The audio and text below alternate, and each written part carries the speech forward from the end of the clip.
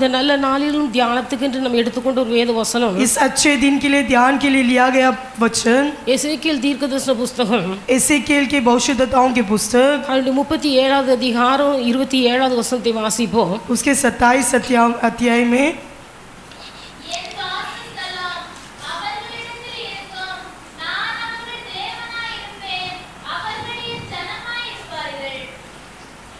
எரேமியா 31:14 வாசிங்க. यिर्मयाह के पुस्तक 31वां अध्याय उसका 14वां वचन.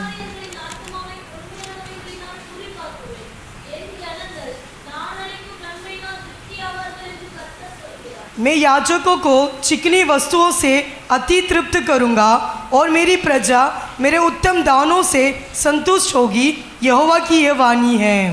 ஆசாரியர்களின் ஆத்துமாவை கொழுமையானவைகளினால் பூரிப்பாக்குவேன். याजकों को चिकनी वस्तु से अति तृप्त करूंगा, என் ஜனங்கள் நான் அளிக்கும் நன்மையினால் திருப்தியாவார்கள் என்று கர்த்தர் சொல்லுகிறார். और मेरी प्रजा मेरे उत्तम दानों से संतुष्ट होगी.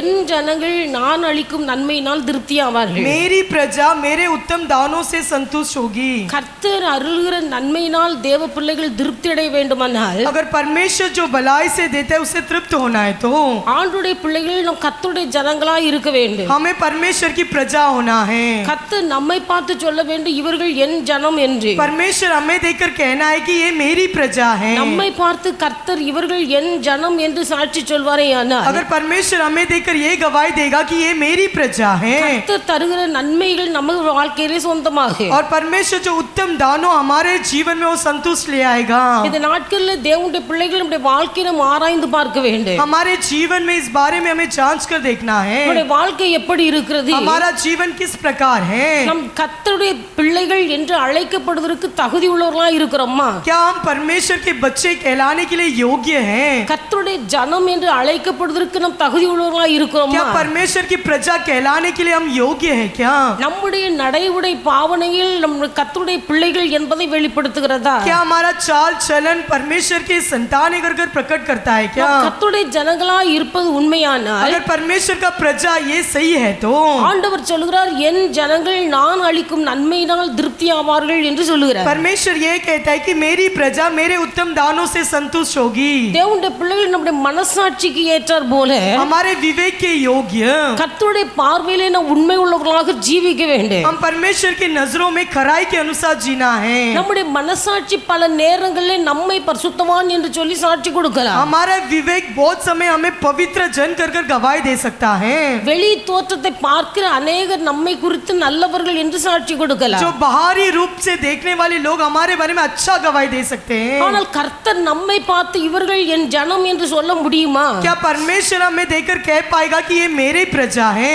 கர்த்தர் நம்மை பார்த்து இவர்கள் என் ஜனம் என்று சொல்ல வேண்டும். परमेश्वर हमें देखकर ये कहना है कि ये मेरी प्रजा है. அதற்கு ஏற்றாற் போல் நம்முடைய சுபாவங்கள் காணப்பட வேண்டும். इसके योग्य हमारे गुण बदलना है. அப்ப கர்த்தர் நன்மையை தருகிறார். परमेश्वर हमें भलाई देता है. அவருடைய ஜனத்துக்கு அவர் நன்மையை वो தருகிறார். अपनी प्रजा को वो भलाई से भरता है. நன்மை என்று ஒன்று உண்டானால், अगर भलाई कहा जाएगा तो தேவனுடைய பிள்ளைகள் இந்த நன்மை என்று சொல்லக்கூடிய ஒரு காரியம் ஒன்று உண்டானால், अगर वो भलाई कर कहा जाएगा कर एक बात है तो நன்மையான எந்த ஒரு காரியமும் பரத்திலிருந்து இறங்கி வருகிறது. जो भी भलाई की वस्तु है वो स्वर्ग से मिलती है. கர்த்தர் தருகிற நன்மை பரத்திலிருந்து வருகிற நன்மை. परमेश्वर जो देने वाला भलाई वो स्वर्ग से उतर आती है. அப்ப எந்த நன்மையா இருந்தாலும், भले वो जो भी भलाई क्यों ना हो, பரத்திலிருந்து பரலோகத்திலிருந்து ஒருவனுக்கு கர்த்தர் ஒன்றை கொடுக்காவிட்டால், अगर स्वर्ग से अगर परमेश्वर ने किसी को भी नहीं दिया तो ஒருவனும் ஒன்றையும் தானாக பெற்றுக்கொள்ள மாட்டார். तो कोई भी अपने आप से नहीं पा पाएगा. அப்ப பரத்திலிருந்து கர்த்தர் நமக்கு தருவது நன்மை. परमेश्वर हमें स्वर्ग से भलाई देता है. இந்த நன்மை பரத்திலிருந்து உண்டாகிறது. ये भलाई परमेश्वर की ओर से मिलती है. இந்த நன்மை தேவனுடைய பிள்ளைகள் நாம் கண்டுகொள்ள வேண்டும். इस भलाई को हमें पहचान लेना है. நேத்து நான் வாசிக்கும் போது, अगर हम शास्त्र में पढ़ेंगे तो இஸ்ரவேல் ஜனங்கள் எகிப்திலிருந்து வெளியே புறப்பட்டு வந்தார்கள். इस्राएल लोग मिस्र देश से बाहर आए. வனாந்தரத்தில் அவர்கள் வழியே நடந்து வரும்போது, जब जंगल में वो आते समय அங்கே வனாந்தரத்தில் அவர்கள் கூடாரம் போட்டு தங்கி இருக்கிறார்கள். वहाँ वो लोग जंगल में तंबू बनाकर निवास कर रहे हैं. வேதத்தில் வாசிக்கிறோம், अगर हम शास्त्र में पढ़ेंगे तो வாசஸ்தலம் மத்தியில இருந்தது. और जो चवनी है वो बीच में था. அந்த வாசஸ்தல வனாந்திரத்தை சுற்றிலும் கோத்திரம் கோத்திரமாய் கூடாரம் போட்டு और குடியிருந்தார்கள். उसके चारों ओर गोत्र के रूप में तंबू में वो रहते थे। அந்த கூடாரத்தை கர்த்தர் பார்க்கிறார். उस तंबू को परमेश्वर देखता है, இது எவ்வளவு அழகா இருக்கிறது என்று ये சொல்கிறார். कितना ही सुंदर दिखता है। 12 கோத்திரங்களும் சுற்றிலும் கூடாரம் போட்டு உட்கார்ந்து இருக்கிறது. 12 गोत्र भी उसके चारों ओर घूम के तंबू बनाकर निवास कर रहे हैं। இது எவ்வளவு அழகா இருக்கிறது. ये देखकर कितना ही सुंदर है। அந்த 12 கோத்திரத்துடைய கூடாரங்கள் அழகா இருப்பதற்கு காரணம் उस 12 गोत्र के तंबू सुंदर रहने का कारण क्या है? அது நடுவில் இருந்த வாசஸ்தலமாக, उसके बीच में जो चवनी था, அதாவது ஒரு நடுவிலே வாசமாய் இருந்த கர்த்தர் जो बीच में परमेश्वर उस जगह पर निवास करता था। ஒரு மனுஷனுடைய வாழ்க்கையிலே கர்த்தர் கூட இருப்பாரானால் अगर किसी व्यक्ति के जीवन में परमेश्वर साथ है तो அதுதான் பெரிய நன்மை. वो एक बड़ा भलाई है। இந்த நன்மையான காரியம் ये भलाई की बातें பரத்திலிருந்து அனுப்பப்பட்டிருக்கிறது. ये स्वर्ग से हमें मिलती है। பிதாவாகிய தேவன் जो पिता परमेश्वर है, இயேசுவை நமக்காக பரத்திலிருந்து அனுப்பி தந்தார். यीशु को स्वर्ग से हमारे लिए भेजा था। நன்மையாகிய இயேசு பரத்திலிருந்து நமக்கு வந்தார். जो भलाई के योग्य यीशु हमारे लिए आया। இந்த இயேசு நம்மோடு கூட இருப்பது நமக்கு ஒரு பெரிய ये ஆசீர்வாதம். यीशु हमारे बीच में, ये हमारे लिए बहुत बड़ा आशीर्वाद है। வேதத்தில் நீங்கள் வாசிப்பீர்களானால் अगर तुम शास्त्र में पढ़ोगे तो ஆதியாகமத்தின் புத்தகம் 31வது அதிகாரம் उत्पत्ति के पुस्तक उसके 31वां अध्याय 3வது வசனத்தை उसके வாசியுங்கள். 3रा वचन पढ़ेंगे।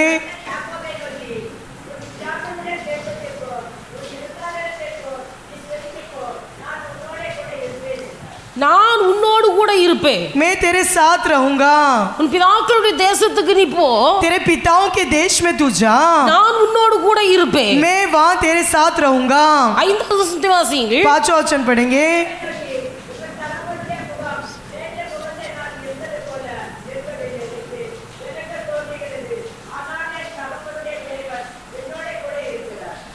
तुम्हारे யாக்கோபு தன் மனைவியை பார்த்து சொல்கிறான், மனைவிகளை याकूब अपने पत्नियों को देखकर कहता है, உங்கள் தகப்பனுடைய முகம் तुम्हारे पिता के मुंह நேற்றைய தினம் முந்தைய தினம் இருந்தது போல அல்ல, जैसे पहले था उस दिनों के समान नहीं அது है, வித்தியாசமாய் இருக்கிறது. अभी अलग हो गया है।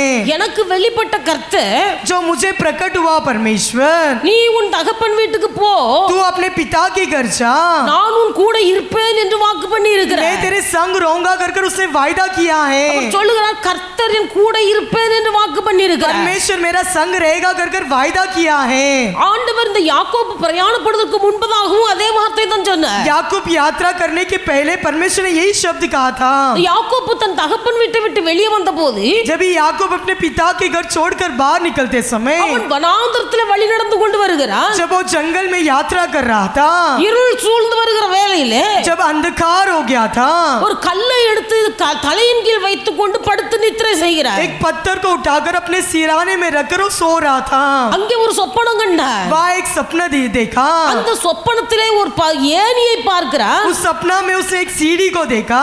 இந்த ஏணியின் மறுமுனை வானத்தை தொட்டு இருக்கிறது. उस सीढ़ी का पहला भाग जो स्वर्ग की ओर है, அதிலே தேவதூதர்கள் ஏறுகிறவர்களும் இறங்குகிறவர்களுமாய் और காட்சியளிக்கிறார்கள். उस सीढ़ी से स्वर्गदूत उतर रहे और चढ़ रहे, ऐसा दर्शन देखा।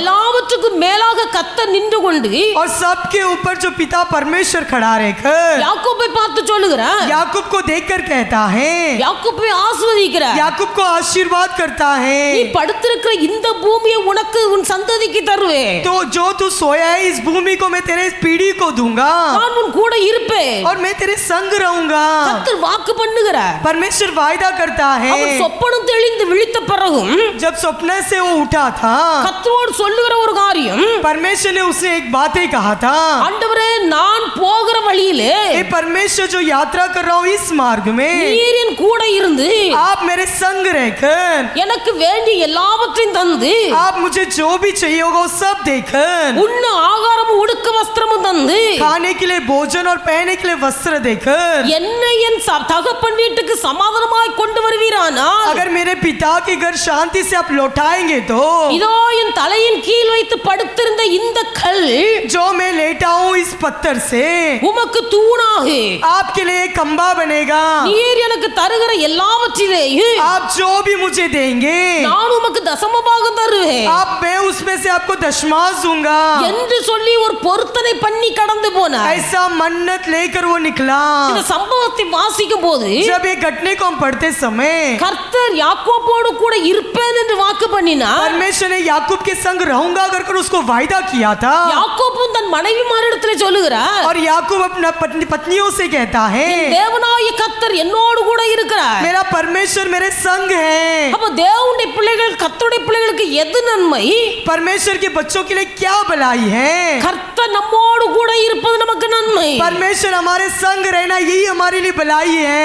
பவுல் சொல்லுகிறார், पौलुस कहता है நான் சரீரத்தில் இருந்தால் உங்களுக்கு நல்லது, अगर मैं शरीर में जीवित रहूंगा तो ये आपके लिए अच्छा होगा। நான் சரீரத்தை விட்டு பிரிந்து போக ஆசைப்படுகிறேன், मैं तो इस शरीर से छोड़कर जाने का आशा रखता हूँ, ஆனால் நான் சரீரத்தில் இருப்பது உங்களுக்கு நன்மை. परंतु मैं शरीर में जीवित रहना ये आपके लिए भलाई होगा। அதே போல இயேசு நம்மோடு கூட இருப்பது நமக்கு ஒரு நன்மை. इसी प्रकार यीशु भी हमारे साथ रहेगा तो ये हमारे लिए भलाई होगा। என் ஜனங்கள் நான் அளிக்கிற நன்மையினால் திருப்தி ஆவார்கள். मेरी प्रजा मेरी उत्तम वस्तुओं से तृप्त होगी। முதல் நன்மை இயேசு நம்மோடு கூட இருப்பது. पहला भलाई ये है कि यीशु हमारा संग रहना। இயேசு நம்மோடு கூட இருக்கும் போது அது நமக்கு ஒரு பெரிய நன்மை. जब यीशु हमारे साथ रहेगा ये हमारे लिए बड़ा भलाई है। கர்த்தர் நம்மோடு கூட இருப்பாரேயானால் अगर परमेश्वर हमारे साथ रहेगा तो நாம் போகிற இடமெல்லாம் கர்த்தர் நம்மை பாதுகாப்பார். हम किधर भी जाए वहाँ परमेश्वर की रक्षा हमें मिलता रहेगा। எங்கு போனாலும் கர்த்தருடைய போக்கையும் வரத்தையும் பாதுகாப்பார். परमेश्वर हमारा आना जाने में परमेश्वर रक्षा करता है। கர்த்தர் நம்மோடு கூட இருப்பாரானால் अगर परमेश्वर हमारा संग रहे तो தேவனுடைய பிள்ளைகளுடைய சந்ததிகளை கர்த்தர் ஆசீர்வதிக்கிறார். परमेश्वर की लोगों की पीढ़ी को परमेश्वर आशीर्वाद देता है। இன்னைக்கு अनेक சந்ததிகள் கெட்டு போகிறது. आज बहुत लोगों की पीढ़ी बिगड़ रहा है। சிலர் சொல்லுவார்கள், कोई लोग ऐसा कहते हैं இவருடைய பிள்ளையா நீ?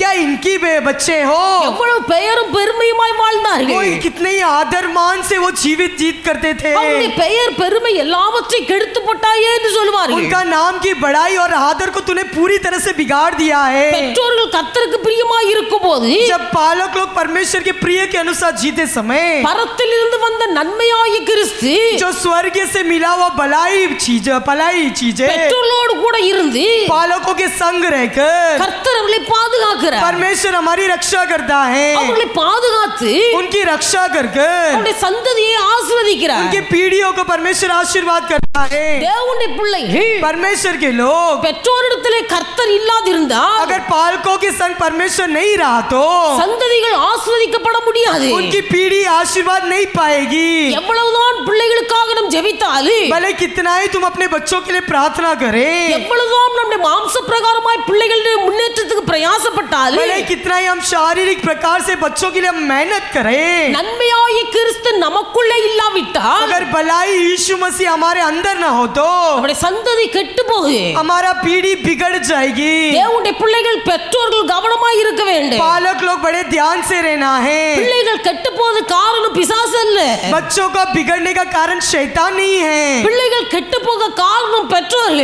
बच्चों का बिगड़ने का कारण उनके पालक लोग हैं। பிள்ளைகளுடைய ஆசீர்வாதம் தடைபட காரணம் பெற்றோர்கள். बच्चों की आशीर्वाद को रोक रखने वाले उनके पालक लोग हैं। இதை நாம் கவனமாய் அறிந்து கொள்வோமேயானால் अगर इससे हमें ध्यान से इस बातों को हम समझ रहेंगे तो நாம் பிள்ளைகளை குற்றச்சாட்ட மாட்டோம். हम कभी बच्चों के ऊपर दोष नहीं लगाएंगे। இன்னைக்கு எத்தனை பிள்ளைகள் கெட்டு போய் आज கொண்டிருக்கிறார்கள். कितने ही बच्चे बिगड़ रहे हैं। நாம் நினைக்கிறோம் நான் கர்த்தருடைய ஜனம், हम ये सोचते हैं कि हम तो परमेश्वर की प्रजा हैं। நான் கர்த்தர் என் ஜனம் என்று சொல்கிற பட்டியலில் இருக்கிறேன் मैं तो परमेश्वर कहने वाले इस भाग में हूँ कि मैं परमेश्वर की प्रजा हूँ। என்று நாம் நினைத்துக் கொள்கிறோம். ऐसा हम सोचते हैं। ஆனா உண்மையிலேயே கர்த்தர் நம்மை பார்த்து இவர்கள் என் ஜனம் என்று சொல்வார்களேயானால் अगर सच्चाई में परमेश्वर ये कहे कि ये मेरी प्रजा है, கர்த்தர் தருகிற முதல் ஆசீர்வாதம் परमेश्वर देने वाली पहली आशीर्वाद உங்கள் போக்கு வரத்து எல்லாவற்றையும் ஆசீர்வதிப்பார். तुम्हारे आने जाने में परमेश्वर आशीर्वाद देगा உங்கள் சந்ததியை और ஆசீர்வதிப்பார். तुम्हारे पीढ़ियों को परमेश्वर आशीर्वाद करेगा। அப்படினாலும் பெற்றோர்கள் கவனமாய் இருக்க வேண்டும். इसलिए पालक लोग बड़े ध्यान से रहना है। என் ஜனம் என்று கர்த்தர் நம்மை பார்த்து சாட்சி சொல்ல கூடுமையானால் अगर ये मेरी प्रजा है कर अगर परमेश्वर हमें देकर गवाही दे तो நம்முடைய சந்ததி ஆசீர்வதிக்கப்பட்டிருக்கும். हमारे पीढ़ी आशीर्वाद पाएगा। ஒரு ஊழியக்காரரிடத்துல एक सेवक के पास ஒரு சகோதரி தன் பிள்ளையை எடுத்து கொண்டு ஜெபம் பண்ண வந்தாள். एक बहन ने अपने बच्चों को लेकर प्रार्थना के लिए आई। அந்த ஜெபம் பண்ண வந்த போது जब प्रार्थना को आते समय சகோதரி ஊழியரிடத்துல சொன்னாள், तभी वो बहन ने सेवक से कहा ராத்திரி ஆயிட்டுன்னு சொன்னா अगर रात हो जाए तो இந்த சனியை தூங்கவே மாட்டேங்குது, और ये बच्चा सोता ही नहीं है, ஒரே அழுது, बहुत ही रोता है, அதனால இந்த சனியை ஒளியிட்டு ஜெபம் பண்ணுங்கன்னு சொன்னார். इसीलिए ये बच्चा मर जाए ऐसा प्रार्थना करो। அப்ப பாஸ்டர் ஜெபம் பண்ண ஆரம்பித்தார். तो पास्टर ने प्रार्थना करना शुरू किया। அப்ப பாஸ்டருக்கு கர்த்தர் வெளிப்படுத்தி கொடுத்த ஒரு காரியம், तो पास्टर जी को परमेश्वर ने एक प्रकट किया। இந்த சகோதரி மாசமா இருக்கும் போது जब ये बहन गर्भवती थी, அவள் பஸ்ல பிரயாணப்படும் போது जब वो बस में यात्रा कर रही थी, ஒரு அசுத்த ஆவி அவளை பிடித்து கொண்டது. एक अशुद्ध आत्मा उसको पकड़ लिया। அதே போல ஒரு கர்ப்பவதி மரித்து इसलिए वो जो अशुद्ध माता वो गर्भ में मरकर அந்த கர்ப்பவதியாய் இருந்து மரித்த அந்த சகோதரியுடைய ஆவி அவளை பிடித்து கொண்டது. जो गर्भवती होकर जो मर गई थी उसका आत्मा इसको पकड़ लिया। அந்த ஆவி இவளுக்குள்ள இருக்கிறபடினால वो दुष्ट आत्मा इसके अंदर था, इसीलिए இந்த பிள்ளை பிறந்தது. ये बच्चा जन्म हुआ। அந்த பிள்ளை பிறந்த போது जब बच्चा जन्म होते ही சாயங்காலம் 6 மணிக்கு ஆயிட்டுனா अगर शाम का 6 बजे हो जाए तो அந்த தாயினுடைய முகம் மாறுகிறது. उसकी माँ की चेहरा बदलता है। அந்த பிள்ளை பார்க்கிறது, बच्चा देख रहा है இது என் சொந்த தாயினுடைய முகம் அல்ல, ये मेरी खुद की माँ का चेहरा नहीं है, வேற யார் முகமோ தோ ये தெரிகிறது किसी और का चेहरा दिख रहा है। என்று சொல்லி ऐसा बोलकर அந்த பிள்ளை தாயை பார்த்து அழுவதற்கு காரணம் वो बच्चा माँ को देखकर रोने का कारण क्या है? பிள்ளை அல்ல, बच्चा नहीं है, தாய்க்குள்ள இருக்கிற பிசாசு. जो माँ के अंदर था वो शैतान। அவர் சொன்னார், उसने कहा சனிய நீ குழந்தை அல்ல, जो भूत तू कहती है तेरा बच्चा नहीं है, சனிய நீ தான் சனியன், भूत तू ही है, உனக்குள்ள பிசாசு இருக்குது. तेरे अंदर शैतान है। அந்த பிசாசை பார்த்து இந்த குழந்தை அழுகிறது. उस शैतान को देखकर तेरा बच्चा रोता है। உனக்குள்ள இருக்கிற சனியை வெளியேறி விட்டால் अगर तेरे अंदर का जो भूत बाहर हो गया तो உன் பிள்ளை ஆசீர்வாதமாய் இருக்கு. तेरा बच्चा आशीर्वादित रहेगा। தேவனுடைய பிள்ளைகளுடைய சந்ததி ஆசீர்வதிக்கப்பட வேண்டுமானால் अगर हमारा पीढ़ी आशीर्वादित होना है तो பெற்றோர்களுக்குள்ள இருக்கிற சனியை ஒழிய வேண்டும். जो बालक लोग के अंदर जो भूत है उसे दूर भगाना है। பெற்றோர்களுக்குள்ள இருக்கிற அசுத்த ஆவிகள் விலக வேண்டும். जो बालक लोगों के अंदर दुष्ट आत्मा है उसे दूर करना है। அநேக பெற்றோர்கள் தங்களை நினைத்துக் கொள்கிறார்கள், आज बहुत बालक लोग ऐसे विचार करते நம்ம हैं, எல்லா வழியிலும் உண்மையாய் இருக்கிறோம். मैं तो सारे बातों में खराई से जीता ஆனா हूँ। தேவனுடைய பிள்ளைகளுக்கு முன்பாக பெற்றோர்கள் மாதிரியாய் இருக்க வேண்டும். बच्चों के सामने बच्चे बड़े उदाहरण के साथ रहना है। பிள்ளைகள் தானாக தவறு செய்வதில்லை. बच्चे खुद से गलती नहीं करते அந்த हैं। தாய் தகப்பன் எந்த வழியிலே கடந்து வந்தார்களோ जैसे ही माता पिता जो रास्ते से वो आए थे அதே வழியிலே பிள்ளைகள் கடந்து வருகிறார்கள். वही मार्ग में बच्चे भी आते हैं। அதனால பிள்ளைகளை சரிப்படுத்துவதற்கு முன்பாக इसलिए बच्चों को पहले ठीक करने से पहले நம்மை ஆராய்ந்து பார்க்கிறேன். अपने आप को पहले जांच कर देखो, நாம் எந்த வழியாய் கடந்து வந்தோம், मैं किस मार्ग से आया था। நாம் செய்த அதே தவறு பிள்ளைகள் செய்கிறார்கள். आज जो हम जो गलतियां करते हैं वही गलतियां हमारे बच्चे करते हैं। நம்முடைய தவறை சரியே தவறு என்று சுட்டி காட்டினால் अगर हमारा गलती को हम पहचान लेंगे तो யாரும் ஏற்றுக்கொள்ள மாட்டார்கள். कोई भी उसे स्वीकार नहीं करेंगे। அதனால கர்த்தர்கள் உணர்வடையும்படியாய் பிள்ளைகள் மூலமாய் அதே கிரியைகளை அனுபவிக்கிறார். इसीलिए उनको एहसास दिलाने के लिए बच्चों को भी वही मार्ग में ले आता है। தேவனுடைய பிள்ளைகள் கர்த்தர் உங்களை பார்த்து இவர்கள் என் ஜனம் என்று சொல்ல வேண்டுமானால் परमेश्वर अगर आपको देखकर ये मेरी प्रजा है कर कहना है तो கர்த்தர் உங்கள் கூட இருக்க வேண்டும். परमेश्वर तुम्हारे संग रहना है। முதல் ஆசீர்வாத கர்த்தர் உங்கள் கூட இருப்பார். पहला आशीर्वाद है कि परमेश्वर तुम्हारा संग रहेगा। இரண்டாவது கர்த்தர் உங்கள் சந்ததியை ஆசீர்வதிப்பார். दूसरा तुम्हारे पीढ़ियों को परमेश्वर आशीर्वाद करेगा। இன்னைக்கு கர்த்தர் நம்மை ஆசீர்வதித்திருக்கிறாரா என்பதை ஆராய்ந்து பார்க்கிறேன். आज के दिन ये जांच कर देखो कि परमेश्वर तुम्हें आशीर्वाद किया है कि नहीं। கர்த்தருடைய கரத்திலிருந்து நன்மை பெற்றிருக்கிறேனா? क्या मैं परमेश्वर के हाथों से भलाई पाया हूँ? கர்த்தருடைய கரத்திலிருந்து நன்மை பெற்றிருக்கிறேனா? क्या परमेश्वर के हाथों से मैंने भलाई पाया हूँ? கர்த்தர் வாக்குத்தத்தம் பண்ணுகிறார். परमेश्वर तो वायदा देता है, என் ஜனங்கள் நான் அளிக்கும் நன்மையினால் திருப்தி ஆவார்கள். मेरी प्रजा मेरे उत्तम उत्तम वस्तुओं से तृप्त होगे। கர்த்தர் தருகிற முதல் ஆசீர்வாதம் கத்தன போகும்போது வரும்போது கூட இருப்பார். परमेश्वर देने वाला पहला आशीर्वाद हमारे आने जाने में परमेश्वर हमारा संग रहेगा। என் ஜனங்கள் நான் அளிக்கும் நன்மையினால் திருப்தி ஆவார்கள் என்று சொன்னார். मेरी प्रजा में जो देने वाले उत्तम वस्तुओं से संतुष्ट होगी। தேவனுடைய பிள்ளைகளுடைய சந்ததிகளை கர்த்தர் ஆசீர்வதிக்கிறார். परमेश्वर के लोगों की पीढ़ियों को परमेश्वर आशीर्वाद करता है। ஆனபடினால கர்த்தருடைய பிள்ளைகள், इसीलिए परमेश्वर के बच्चों, நம்முடைய ஆண்டவர் நம்மோடு கூட இருக்கிறாரா என்பதிலே மிகவும் கவனம் உள்ளவர்களாய் இருக்க வேண்டும். परमेश्वर हमारे साथ है क्या, इस बातों को हम ध्यान करना है। இயேசு நமக்குள்ளே இருப்பாரானால், अगर यीशु हमारे अंदर हो तो, உண்மையாக ஒரு மனுஷனுக்குள்ளே இயேசு இருப்பாரேயானால், अगर सच्चाई से किसी व्यक्ति के अंदर परमेश्वर हो तो, உண்மையிலேயே இயேசு ஒரு வீட்டுக்குள்ளே இருப்பாரேயானால், अगर सच्चाई में परमेश्वर किसी के घर में रहे तो அந்த வீட்டுக்குள்ளே ரட்சிப்பு உண்டாகும். उस घर के अंदर उद्धार होगी। இயேசு உயிரோடு வாழ்ந்த நாட்களிலே जब यीशु जीवित था उस दिनों में, ஒரு மனுஷன் சகேயு என்கிற மனுஷனுடைய வீட்டுக்குள்ளே இயேசு பிரவேசித்தார். जक्कई के घर पर परमेश्वर ने प्रवेश किया। இயேசு பிரவேசித்த அந்த வீட்டுக்குள்ளே ரட்சிப்பு உண்டாயிற்று. यीशु ने जब प्रवेश करते समय उस घर को उद्धार मिला। இன்னைக்கு நம்முடைய வீடு எப்படி இருக்கிறது? हमारा घर किस प्रकार है? நம்முடைய குடும்பமா இருக்கிறோம். हम परिवार के संग तो हैं। குடும்பத்துக்குள்ள எல்லாரும் ரட்சிக்கப்பட்டு இருக்கிறோமா? क्या परिवार में हर एक सदस्य उद्धार पाया है? குடும்பத்துக்குள்ள இருக்கிற எல்லாரும் கிறிஸ்துவை பின்பற்றுகிறோமா? क्या परिवार के सारे सदस्य परमेश्वर की पीछा करते हैं? தேவனுடைய பிள்ளைகளுக்கு இயேசு உங்கள் வீட்டில் வந்தது உண்மையானால், अगर यीशु तुम्हारे घर में आया ये सच हो तो அந்த வீட்டுக்கு இயேசு ரட்சிப்பை கொடுக்கிறார். उस घर को परमेश्वर उद्धार देता है। இயேசு ரட்சிப்பை கொடுக்கிற வீடு ஆசீர்வதிக்கப்பட்ட வீடு. यीशु जो उद्धार देता है उस घर आशीर्वाद पाया हुआ घर நம்ம है। வீடு எப்படி இருக்கிறது? हमारा घर किस प्रकार है? தேவனுடைய பிள்ளைகள் வீட்ல 4 பேர் இருந்தால் 4 பேர் ஒவ்வொரு மூலையில உட்காருகிறார்கள். अगर घर पे 4 सदस्य हो तो चारों एक ही कोपचे में बैठते இது हैं। அல்ல கர்த்தர் ஆசீர்வதிக்கிற குடும்பம். ये नहीं है परमेश्वर आशीर्वाद देने वाला परिवार। இயேசு ஒரு வீட்டுக்குள்ள இருப்பாரேயானால், अगर यीशु किसी के घर में हो तो, இயேசு ஒரு வீட்டுக்கு தலைவராய் இருப்பாரேயானால், अगर यीशु किसी के घर के नेता हो तो அந்த வீட்ல ஒரு பெரிய ரட்சிப்பு உண்டாயிருக்கு. उस घर पर एक बड़ा उद्धार मिलता है। வீட்டில் உள்ள அத்தனை பேரும் ரட்சிக்கப்படுவார்கள். उस घर के सारे सदस्य लोग उद्धार पाएंगे। இயேசு ஒரு வீட்டுக்குள்ள பிரவேசிப்பாரேயானால், अगर यीशु किसी के घर पर प्रवेश करे तो அங்கே கண்ணீர் மாறி वहाँ आंसू दूर होकर அங்க ஒரு பெரிய சந்தோஷம் உண்டாகிறது. वहाँ एक बड़ा आनंद होती है। இயேசு உயிரோடு இருந்த நாட்கள்ல जब यीशु जीवित था उस दिनों में மார்த்தாள் மரியாள் வீட்டுக்கு கடந்து போனார். मार्था और मरियम के घर यीशु गए। மார்த்தாள் மரியாள் வீட்டுக்கு இயேசு கடந்து போன போது जब यीशु मार्था और मरियम के घर गए, ஒரு நாள் உடைய சகோதரன் லாசர் மரித்து போனார். एक दिन उनका भाई लाजर मर गया।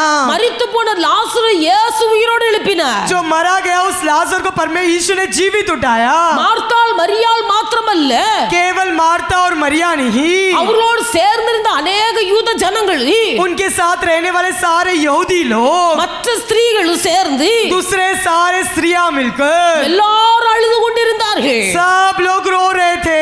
இயேசு அந்த வீட்டுக்குள்ள பிரவேசித்த போது जब यीशु उस घर पर प्रवेश किया, மரித்து போன லாசரை உயிரோடு எழுப்பி जो मरा गया था उस लाजर को जीवित उठाया। எல்லாருக்கும் கர்த்தர் பெரிய சந்தோஷத்தை கட்டளையிட்டார். सबको परमेश्वर ने एक बड़ा आनंद दिया। நன்மை என்பது பரத்திலிருந்து வருவது. भलाई जो है स्वर्ग से मिलती है, அந்த நன்மை இயேசு. वो भलाई यीशु இந்த है। இயேசு உங்களோடு கூட இருந்தால், ये यीशु तुम्हारे संग रहे तो தேவனுடைய பிள்ளை உன் போக்குவரத்து எல்லாவற்றையும் கர்த்தர் பாதுகாப்பார். तेरे आने जाने में परमेश्वर तेरी रक्षा करेगा। உனக்கு உண்ண ஆகாரம் உடுக்க வஸ்திரம் தருவார். तुझे खाने के लिए भोजन और पहनने के लिए वस्त्र देगा। உன் சந்ததிகள் ஆசீர்வதிக்கப்படு. तेरी पीढ़ियां आशीर्वाद पाएगी। உன் வீட்டுக்குள்ள ஒரு ரட்சிப்பு உண்டாயிருக்கு. तेरे घर पर एक उद्धार होगा வீட்டுக்குள்ள பெரிய சந்தோஷம் और உண்டாயிருக்கு. तेरे घर पे एक बड़ा आनंद मिलेगा। அல்லேலூயா. हालेलुया। இன்னைக்கு நம்முடைய வீடுகள் இந்த கூக்குரலின் சத்தம் எழும்ப காரணம் என்ன? हमारे घर से आज पुकारने की आवाज क्यों आती है? கூக்குரலின் சத்தம் உண்டாகிறது. क्यों हम कुड़कुड़ाते रहते हैं? சண்டையின் சத்தம் வெளியே கேட்கிறது. क्यों झगड़ा की आवाज बाहर निकलती है? இயேசு ஒரு வீட்டுக்குள்ள இருந்தால் अगर यीशु किसी घर पे रहे तो அங்கே எழுதப்பட்டிருக்கிறது, वहाँ इस प्रकार लिखा है, ராஜாவின் ஜெய கம்பீரம் அவர்களுக்குள்ளே உண்டாயிருக்கு. राजा का जय जयकार का ललकार उनके घर पर होगी। ராஜாவின் ஜெய கம்பீரம் राजा का जय जयकार का இது ललकार, தேவன் தருகிற ஆசீர்வாதம். यही परमेश्वर देने वाली आशीर्वाद। என் ஜனங்கள் நான் அளிக்கும் நன்மையினால் திருப்தியாவார்கள். मेरी प्रजा मेरे उत्तम वस्तुओं से संतुष्ट होगी। வேதத்துல வாசிக்கிறோம். हम शास्त्र में पढ़ते हैं, யாத்ராமத்தின் புஸ்தகம் 10வது அதிகாரம் 10வது வசனம் வாசியுங்கள். निर्गमन के पुस्तक முதலாவது அதிகாரம் 10வது வசனம். पहला अध्याय और 10वां वचन.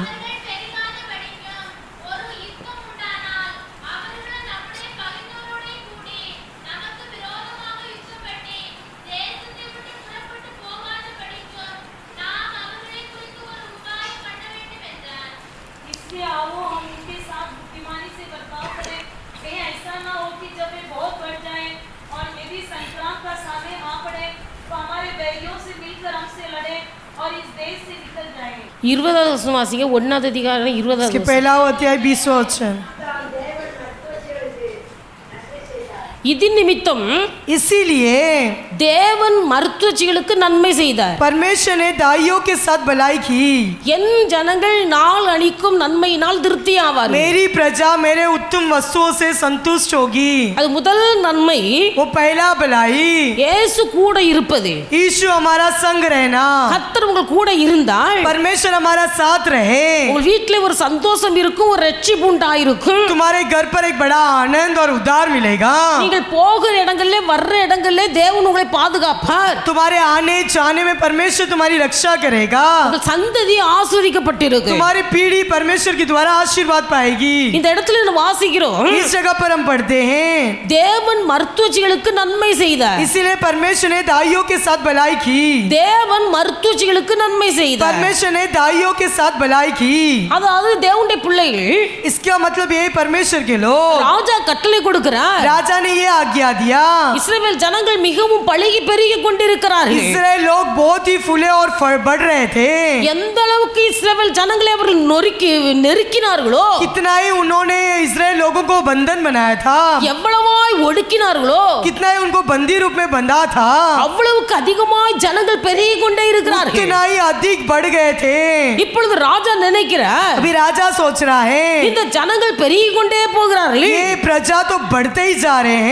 நாளைக்கு ஏதாவது ஒரு யுத்தம் வருமையானால், अगर कल के दिन कुछ युद्ध हो तो இவர்கள் எல்லாரும் நமக்கு எதிராய் வந்து ये सारे लोग हमारे विरोध उठकर நம்மை மேற்கொண்டு விடுவார்கள். ये हम पर प्रबल हो जाएंगे. அதனால ஒன்று செய்ய வேண்டும், इसीलिए ये करना है, இந்த எபிரேய ஸ்திரீகளுக்கு பிறக்கிற ஆண் பிள்ளைகளை எல்லாம் கொன்று போட வேண்டும். जो ये यहूदी लोगों यहूदियों के जो भी बच्चे पैदा होते उन्हें सबको मार डालना है. அப்போ இந்த மருத்துவச்சிகளிடத்திலே இப்படி ஒரு ஆலோசனை கொடுக்கப்பட்டது. ऐसे दाइयों के पास ऐसा एक आज्ञा दिया गया.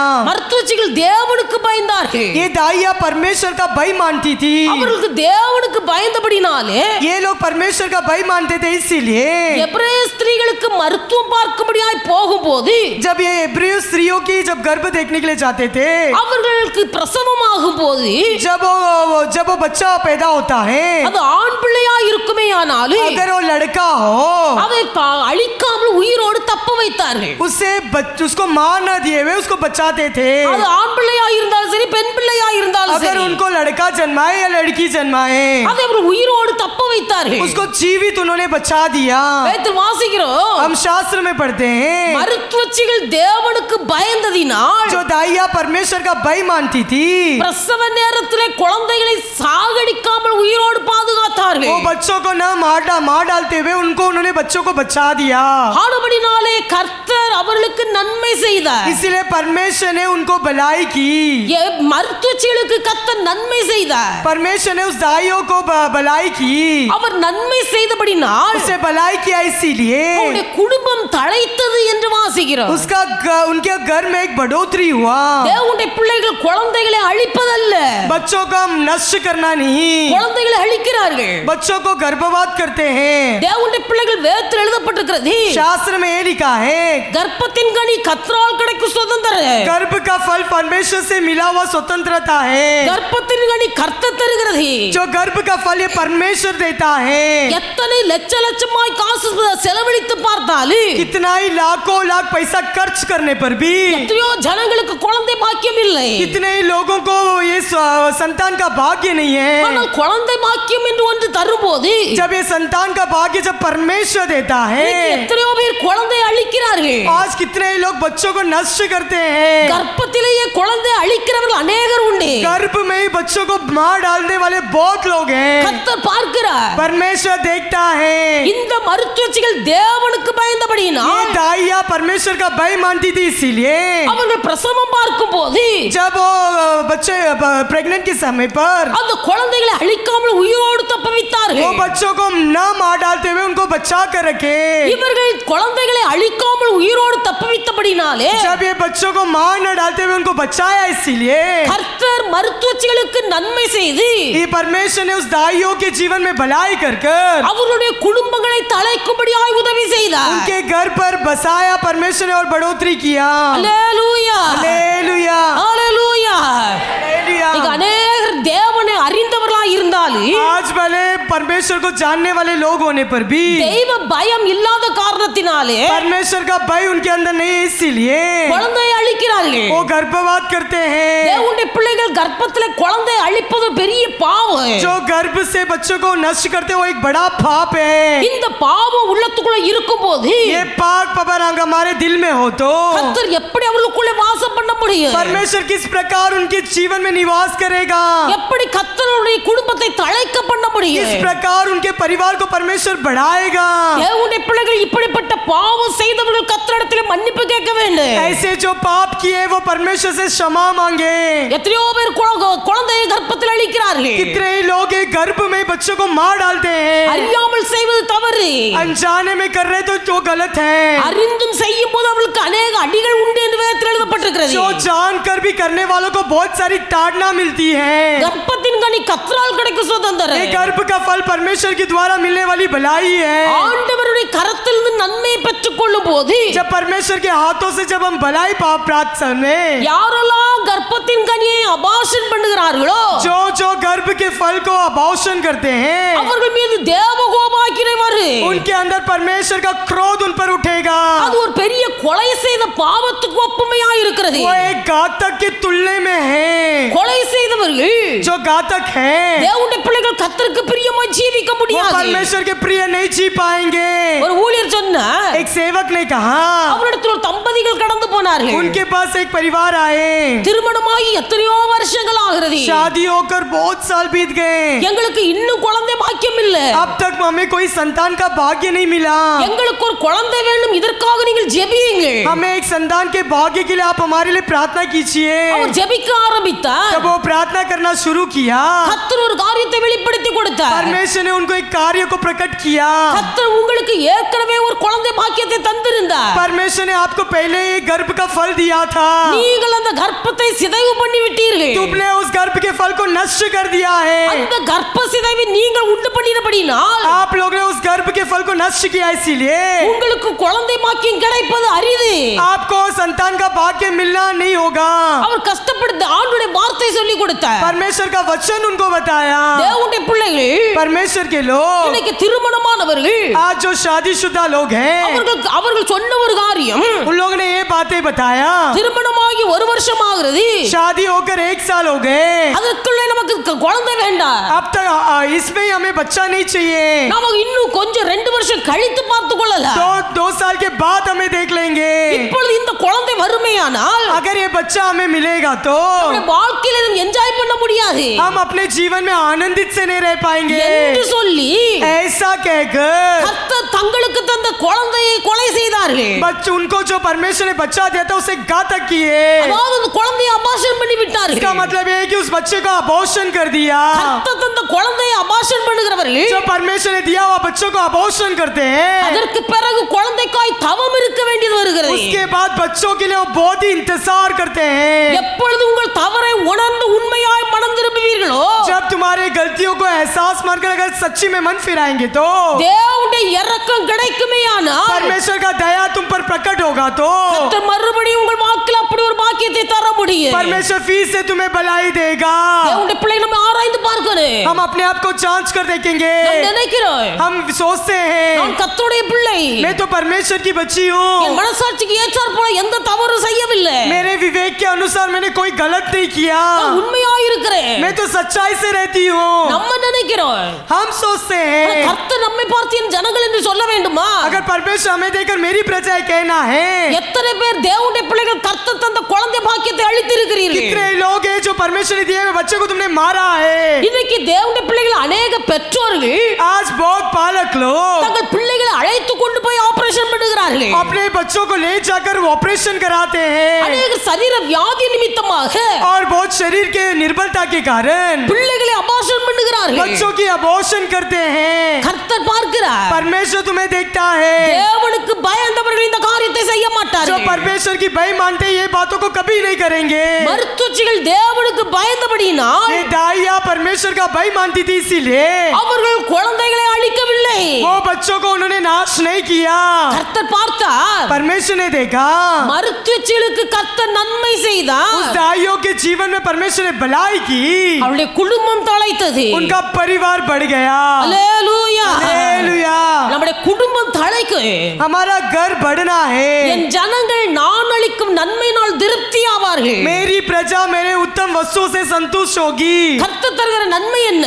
परमेश्वर देने वाली भलाई क्या है? குழந்தை பாக்கியம். जो संतान का भाग्य है. கர்த்தர் தருகிற நன்மை குழந்தை. परमेश्वर देने वाली भलाई संतान. கர்த்தர் தருகிற நன்மை கர்ப்பத்தின் கனி. परमेश्वर देने वाली भलाई हमारा गर्भ का फल. தேவனுடைய பிள்ளைகள் இதை அழிப்போமேயானால் अगर इससे हमें नाश करेंगे तो இவர்கள் என் ஜனம் என்று கர்த்தர் சொல்ல மாட்டார். परमेश्वर ये नहीं कहेगा कि ये मेरी प्रजा है. கர்த்தர் இப்படிப்பட்டவர்களோடு கூட இருக்க और மாட்டார். परमेश्वर ऐसे लोगों के संग नहीं रहेगा. தேவனுடைய பிள்ளைகள் நம்முடைய குடும்பம் தழைக்க வேண்டும். हमारा परिवार में बढ़ोतरी होना है. நம்முடைய குடும்பம் தழைக்க வேண்டுமானால் अगर हमारे परिवार बढ़ोतरी होना है तो தேவனுக்கு பயப்படணும். परमेश्वर की डर मानना है. கர்த்தர் தருகிற கர்ப்பத்தின் கனியை அழிக்க கூடாது. और परमेश्वर जो देता है गर्भ के फल को नाश नहीं करना है. மீட்டெடுக்கப்பட்ட தேவனுடைய பிள்ளைகள் வாழ வேண்டிய விதிமுறைகள் இது. जो छुड़ाए गए परमेश्वर की प्रजा जिस प्रकार जीना है, ये नियम है. தேவனுடைய பிள்ளைகள் மற்றவர்களுக்கு தீங்கு செய்ய நினைக்க கூடாது. दूसरों की बुराई करने की कभी विचार न करो. மற்றவர்களுக்கு தீங்கு செய்ய நினைக்க கூடாது. दूसरों की बुराई की सोचो मत. மருத்துவச்சிகளை பார்த்து ராஜா சொன்னார். दाइयों को देखकर राजा कहता है. மருத்துவச்சிகள் நினைத்திருந்தால் अगर दाइया सोचे होंगे तो இஸ்ரவேல் ஜனங்களுக்கு தீங்கு செய்ய நினைத்திருக்கலாம். इजराइल लोगों की वो बुराई कर सकती थी. ஆனா மருத்துவச்சிகள் அப்படி தீங்கு செய்ய நினைக்கல. परंतु दाइया ने ऐसी बुराई करना नहीं सोचा. அவர்களுக்கு தேவனுக்கு பயந்தபடியினால் वो परमेश्वर का भय मानती थी, इसीलिए மற்றவர்களுக்கு தீங்கு செய்ய முற்படவில்லை. दूसरों की बुराई करने के लिए वो आगे नहीं बढ़े.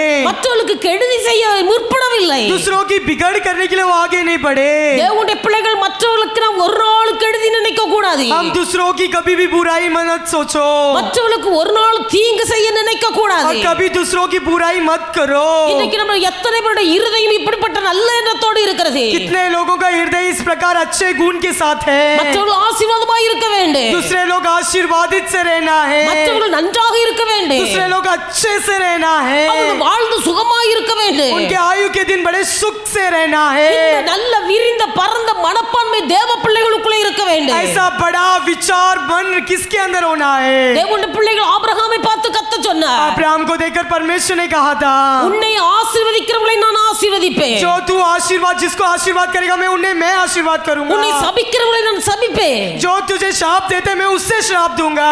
ஆசீர்வாதமும் சாபமும் தேவனுடைய பிள்ளைகள் அவர்களுடைய வாயில் இருக்கிறது. जिन जिन के आशीर्वाद और श्राप उनके मुंह पर है. யாரும் சபித்தத சாபம் நமக்கு வராது. अगर जो भी श्राप दे वो श्राप हम पर नहीं लगेगा. பயப்படுகிறார்கள். आज बहुत लोग डरते हैं. அவர்கள் நம்மை சபித்து விடுவார்களோ? क्या वो लोग मुझे श्राप देंगे? அவர்கள் நமக்கு சாபம் போட்டு क्या விடுவார்களோ? वो लोग मुझे श्राप दे देंगे?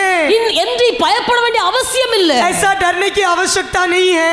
தேவனுடைய பிள்ளைகள் நீங்கள் ஆசீர்வதிக்கப்படுவதும் சபிக்கப்படுவதும் உங்கள் வாயில் இருக்கிறது. अगर तुम आशीर्वाद पाना और श्राप पाना आपके ओटों में. அதனால தான் கர்த்தர் சொன்னார், इसलिए परमेश्वर कहता है ஜீவனும் மரணமும் நாவின் அதிகாரத்தில் இருக்கிறது. जीवन और मृत्यु हमारे ओटों के अधिकार में है। நீங்கள் மற்றவர்களை ஆசீர்வதித்தால் நீங்கள் ஆசீர்வதிக்கப்படுவீர்கள். अगर तुम दूसरों को आशीर्वाद करोगे तो तुम आशीर्वाद पाओगे। நீங்கள் மற்றவர்களை சபித்தால் நீங்கள் சபிக்கப்படுவீர்கள். अगर दूसरों को तुम श्राप दोगे तुम श्रापित होगे। மீட்டெடுக்கப்பட்ட இஸ்ரவேல் ஜனங்களுக்கு விரோதமாய், जो छुड़ाए गए इस्राएल लोगों के विरोध, தெரிந்து கொள்ளப்பட்ட தேவ பிள்ளைகளுக்கு விரோதமாய், जो चुने गए परमेश्वर के लोगों के विरोध, ஒரு நாளும் தீங்கு நினைக்க கூடாது. कभी भी उनकी बुराई मत सोचो। ஒரு நாளும் தீங்கு நினைக்க கூடாது. कभी उनकी बुराई मत सोचो। அல்லேலூயா, हालेलुया, அல்லேலூயா. हालेलुया। ஆண்டவருடைய பிள்ளைகள் மற்றவர்கள் வாழ்ந்து சுகமாய் இருக்க வேண்டும் என்று விரும்பணும். ये हमें सोचना है कि दूसरे लोग अच्छे सुखी से जीवन बिताएं, மற்றவர்கள் வாழ்ந்து சுகமாய் இருக்கட்டும். दूसरे लोग अच्छे सुखी से जीवन बिताएं, மற்றவர்களை வாழ்த்துங்கள். दूसरों लोगों को अभिनंदन करो। ஒருவரை ஒருவர் பார்க்கும்போது வாழ்த்துங்கள். एक दूसरे को देखते समय अपने आपस में अभिनंदन करो। உள்ளான மனசோடு வாழ்த்துங்கள். भीतरी मनुष्य के अंदर से निवेदन करो। கர்த்தருடைய இருதயத்தை பார்க்கிறார். परमेश्वर हमारा हृदय को देखता है। சுத்த மனதோடு உங்களை வாழ்த்தும் போது जब शुद्ध मन से हम दूसरों को निवेदन करते समय அவர் நிச்சயமாய் ஆசீர்வதிக்கப்படுகிறவராய் இருக்கிறார். निश्चय वो लोग आशीर्वाद पाएंगे। அவருடைய பிள்ளைகள் இந்த விஷயத்தில் நம்ம கவனமாய் இருக்க வேண்டும். इस बातों में हमें बड़े ध्यान से रहना है। உண்மையான ஊழியர்கள் जो सच्चाई सेवक लोग हैं, பலிபீடத்தில் நின்று கொண்டு बलि जो बेदी में खड़े रहकर ஜனங்களை ஆசீர்வதிக்கிற ஆசீர்வாதம் जो लोगों को आशीर्वाद देते हैं, அந்த ஜனங்களுக்கு ஆசீர்வாதமாகவே வந்து தங்குகிறது. लोगों के लिए आशीर्वादित रूपी से होता है। அதனால தான் தேவனுடைய பிள்ளைகள் ஆசீர்வதிக்கிற ஆசீர்வாதம் தேவ பிள்ளைகள் மீது வந்து இறங்குகிறது. जो परमेश्वर के बच्चे आशीर्वाद करते हैं वो परमेश्वर के लोगों के अंदर निवास करता है। ஆண்டவருடைய பிள்ளைகள் நீங்கள் எல்லாவற்றிலும் வாழ்ந்து சுகமாய் இருக்க வேண்டும். तुम सारे बातों में सुखी से जीना है। உங்கள் வாயினால் நீங்கள் மற்றவர்களை ஆசீர்வதியுங்கள். तुम अपने ओठों से दूसरों को आशीर्वाद दो। மற்றவர்களை ஆசீர்வதிப்பதே அல்லாமல் மற்றவர்களை நீங்கள் சபிக்காதீர்கள். दूसरों को केवल आशीर्वाद दो, श्राप मत दो। வேதத்துல வாசிக்கிறோம், शास्त्र में पढ़ते हैं மாமியாராகிய நகோமி जो सास नहोमी थी தன் மருமகளாகிய ரூத்தை பார்த்து சொல்லுகிறாள், अपने बहू रूत को देखकर कहती है, நான் உனக்கு சௌக்கியத்தை தேடாமல் இருப்பேனோ என்று சொல்லுகிறாள். क्या मैं तुझे कुशल ढूंढा बिना रहूंगी?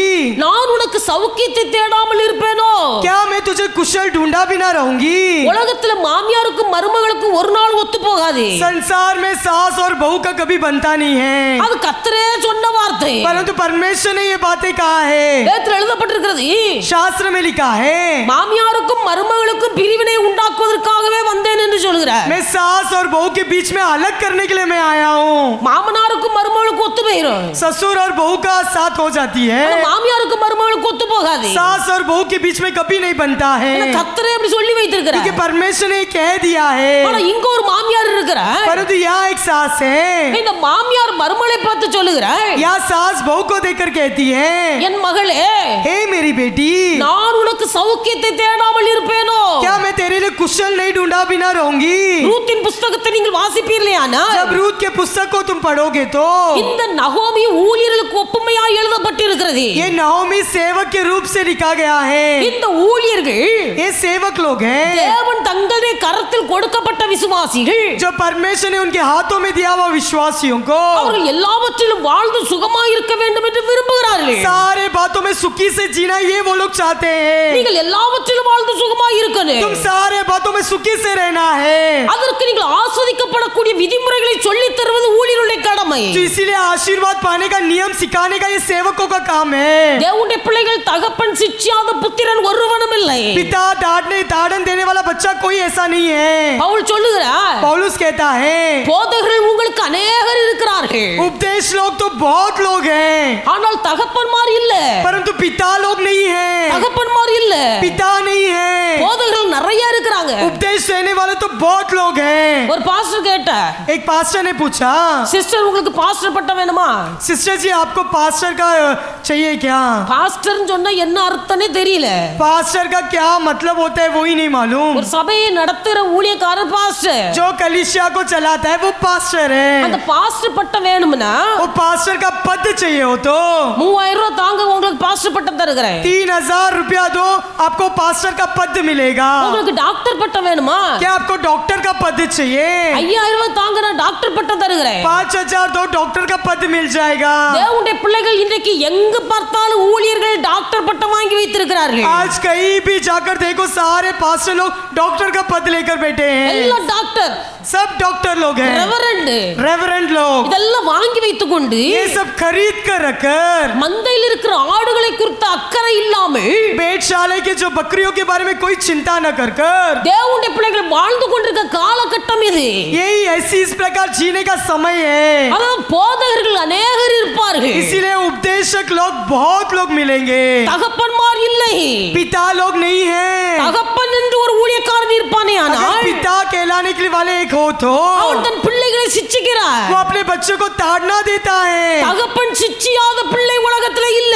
पिता ताड़ना दिया बिना बच्चे कोई नहीं है. உண்மையான ஒரு ஊழியக்காரன், जो सच्चाई सेवक, வேதத்தில் எழுதப்பட்டிருக்கிறது, शास्त्र में लिखा है, உண்மையாய் வேலை செய்கிறவன் जो सच्चाई से काम करता है, ஓநாய்கள் வருவதை கண்டு ஆடை விட்டு ஓடி போக மாட்டார். लोमड़ियों को देखकर जगह से वो भाग नहीं जाता है. சம்பளத்துக்காக வேலை செய்கிறவன் जो मजदूरी के लिए काम करता है, ஓநாய்கள் வருவதை பார்க்கும்போது जब वो लोमड़ी आते ही देखकर தன் மந்தைகளை விட்டு விட்டு ஓடி अपने போவார். भेड़शाले को छोड़कर भाग जाता है. தேவனுடைய பிள்ளைகள் கர்த்தருடைய ஊழியர்கள் இருப்பார்களே, ஆனால் अगर परमेश्वर ने दिया वो अपने सेवक रहेंगे तो உண்மையாய் தேவனால் அழைக்கப்பட்ட தரிசனம் பெற்ற ஊழியக்காரர்கள் जो कराई से परमेश्वर के द्वारा बुलाए गए सेवक रहे तो அவர்கள் கரத்திலே கர்த்தர் கொடுத்த ஆத்துமாக்கள் जो परमेश्वर ने उनके हाथों में दिया हुआ सेवकों को அவர் ஆசீர்வாதமாய் இருக்க வேண்டும் என்று விரும்புவார்களே அல்லாமல் वो लोग आशीर्वाद रहना यही चाहेंगे, अलावा அவரை சபிக்க மாட்டார்கள். उनको श्राप कभी नहीं देंगे. தேவனுடைய பிள்ளைகள் ஒன்றை அறிந்து கொள்ள வேண்டும், एक बात को जान लो,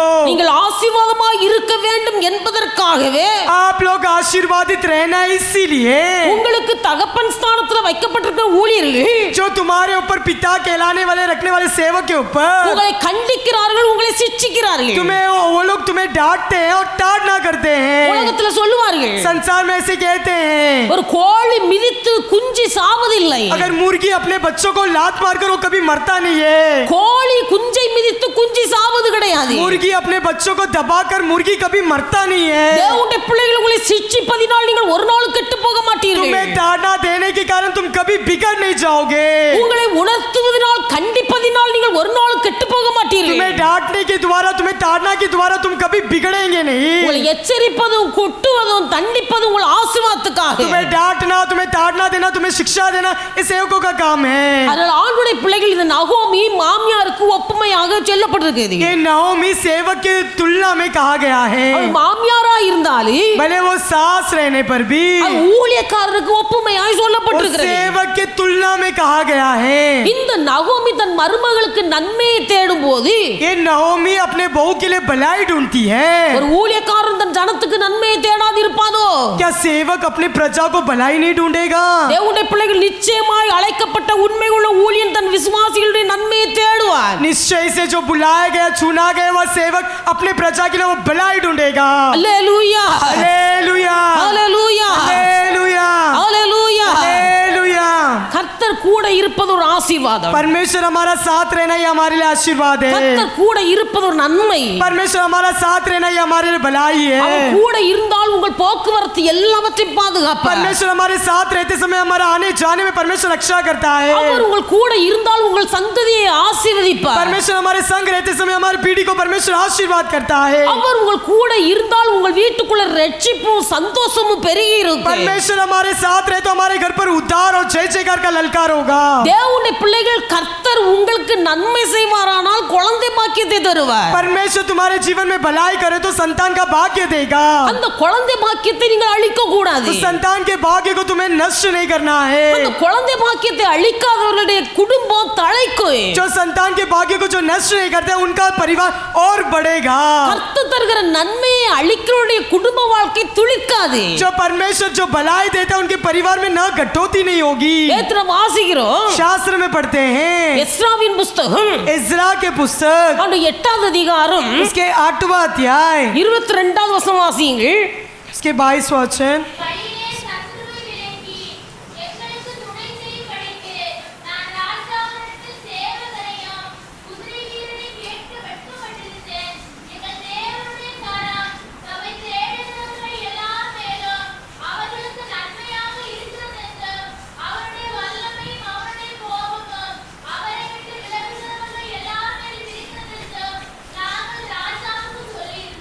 எங்கள் தேவனுடைய கரம் हमारा परमेश्वर यहोवा का हाथ தம்மை தேடுகிறவர்கள் எல்லார் மேலும் அவர்களுக்கு நன்மையாய் இருக்கிறது. जो भी उसकी खोज से है उन पर भलाई के रूप में रहता है। கர்த்தரை தேடுகிற தேவனுடைய பிள்ளைகள் எல்லாருக்கு மேலும் जो परमेश्वर को खोज से उन सारे प्रजा के ऊपर கர்த்தருடைய கரம் நன்மையாய் இருக்கிறது. परमेश्वर का हाथ उनके लिए भलाई होता है। அப்ப ஆண்டுடைய பிள்ளைகள் परमेश्वर के बच्चे கர்த்தருடைய கரம் நமக்கு நன்மையாய் இருக்க வேண்டுமானால் अगर परमेश्वर का हाथ हमारे लिए भलाई होना है तो அல்லது என் ஜனம் நான் அளிக்கும் நன்மையினால் திருப்தி ஆவார்கள் என்று சொன்ன வேத வசனத்தின்படி मेरी प्रजा मेरे उत्तम वस्तु से संतुष्ट होगी, जो परमेश्वर का वचन कहता है। கர்த்தருடைய நன்மை நம்முடைய வாழ்க்கையில் இருக்க வேண்டுமானால் परमेश्वर का भलाई हमारे जीवन में है होना है तो வேதத்தில் வாசிக்கிறோம், शास्त्र में पढ़ते हैं கர்த்தரை தேடுகிற யாவருக்கும் கர்த்தருடைய கரம் நன்மையாய் இருக்கிறது. परमेश्वर की खोजियों के ऊपर परमेश्वर के लिए हाथ भलाई के रूप में होता है। தேவனுடைய பிள்ளைகள் நீங்கள் கர்த்தரை தேடுவீர்களானால்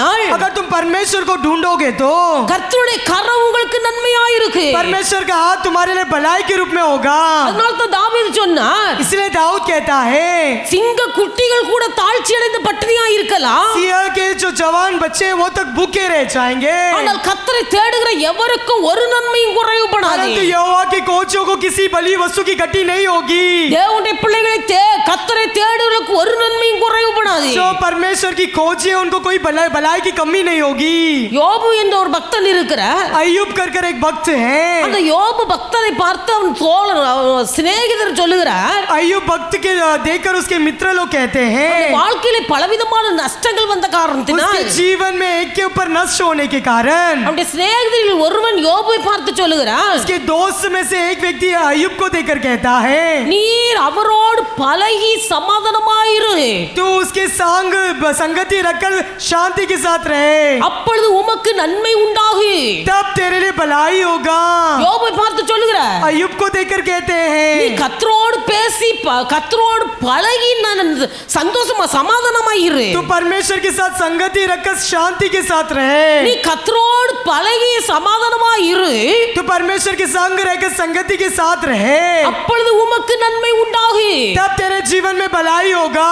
கர்த்தரை தேடுவதற்கு ஒரு நன்மையும் குறைவுபடாது. जो परमेश्वर की खोज है उसकी कोई भी भली वस्तु की घटी नहीं होगी। தேவனுடைய பிள்ளைகள் கர்த்தரை தேட வேண்டும். आप लोग परमेश्वर को ढूंढना அப்ப है। கர்த்தரை தேடும் என்று சொல்லும் போது जब परमेश्वर को ढूंढने का ये मतलब है தேவனுடைய பிள்ளைகள் கர்த்தரை நோக்கி ஜெபிக்கணும். तो परमेश्वर को देखकर प्रार्थना करना है। மூன்று காரியங்கள் சொல்லி தந்திருக்கிறேன். 3 बात आपको मैंने बताया है।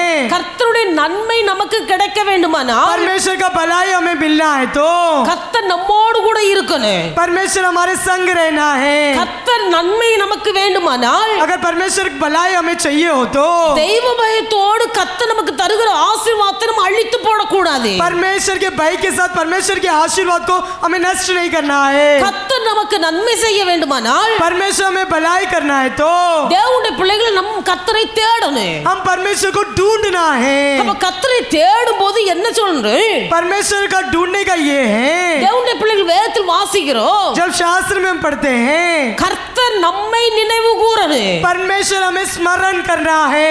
ஆண்டவர் நம்மை நினைவு கூர்ந்தால் நமக்கு ஆசீர்வாதம். जब परमेश्वर हमें स्मरण करेगा तो हमारे लिए आशीर्वादित है। அநேகர் சொல்லுவார்கள், बहुत लोग ऐसे कहते हैं கர்த்தர் என்னை நினைக்க மறந்து விட்டார், परमेश्वर मुझे स्मरण करने के लिए भूल गया, கர்த்தர் என்னை நினைக்க மறந்து விட்டார். परमेश्वर मेरी स्मरण करने भूल गया। ஆண்டவர் நம்மை நினைப்பாரானால் अगर परमेश्वर हमारा स्मरण करेगा तो கர்த்தருடைய நன்மை நாம் பெற்று அனுபவிக்க முடியும். परमेश्वर की भलाई हम पा सकते हैं। வேதத்தில் வாசிக்கிறோம், हम शास्त्र में पढ़ते हैं கர்த்தர் நம்மை நினைத்திருக்கிறார், परमेश्वर ने हमारा स्मरण किया है, அவர் நம்மை ஆசீர்வதிப்பார். वो हमें आशीर्वाद करेगा। கர்த்தர் நம்மை நினைத்திருக்கிறார், परमेश्वर ने हमारी स्मरण किया है, அவர் நம்மை ஆசீர்வதிப்பார். वो हमें आशीर्वाद करेगा। அல்லேலூயா, हालेलुया, அல்லேலூயா. हालेलुया। நம்மை ஒரு மனுஷர் நினைக்க வேண்டுமானால் अगर हमें कोई व्यक्ति स्मरण करना है तो நம்ம ஏதாவது ஒரு காரியம் செய்திருந்தால் நம்மை நினைப்பார்கள். अगर हम कुछ अच्छी बातें करेंगे तो ही वो याद करते हैं। கர்த்தர் நம்மை நினைக்க வேண்டுமானால் अगर परमेश्वर हमारी याद करना है तो நாம் அவர் நம்மை நினைப்பதற்கு ஏதுவாக वो हमारी स्मरण करने की योग्य தேவனுடைய பிள்ளைகள் ஏதாவது ஒரு காரியம் செய்திருக்கணும். हमारे जीवन में कुछ ना कुछ बातें करना है. ஒரு காரியம் செய்யாவிட்டால் अगर हम कुछ भी नहीं करेंगे तो கர்த்தர் நம்மை நினைப்பார் என்று சொல்லி நாம் எதிர்பார்க்க கூடாது. परमेश्वर मेरी स्मरण करेगा ये विचार से हम बैठना नहीं. நீங்கள் வாசிப்பீர்களேயானால் अगर तुम शास्त्र में पढ़ोगे तो நெகேமியாவின் புத்தகம் नेहमिया के पुस्तक 5வது அதிகாரம் इसके 5वां अध्याय 19வது வசனத்தை வாசியுங்கள். 19वां वचन पढ़ेंगे. நான் இந்த ஜனத்துக்காக செய்த எல்லாவற்றையும் பலியிடும் எனக்கு நன்மை உண்டாக என்னை நினைத்தருளு. எனக்கு நன்மை உண்டாக என்னை நினைத்தருளு. मेरी भलाई करने के लिए आप मेरी स्मरण करो. அதே நெகேமியா 13வது அதிகாரம் 31வது வசனம் வாசியுங்கள். उसमें 13 नेहमिया की पुस्तक 13वां अध्याय 31वें वचन पे पढ़ेंगे.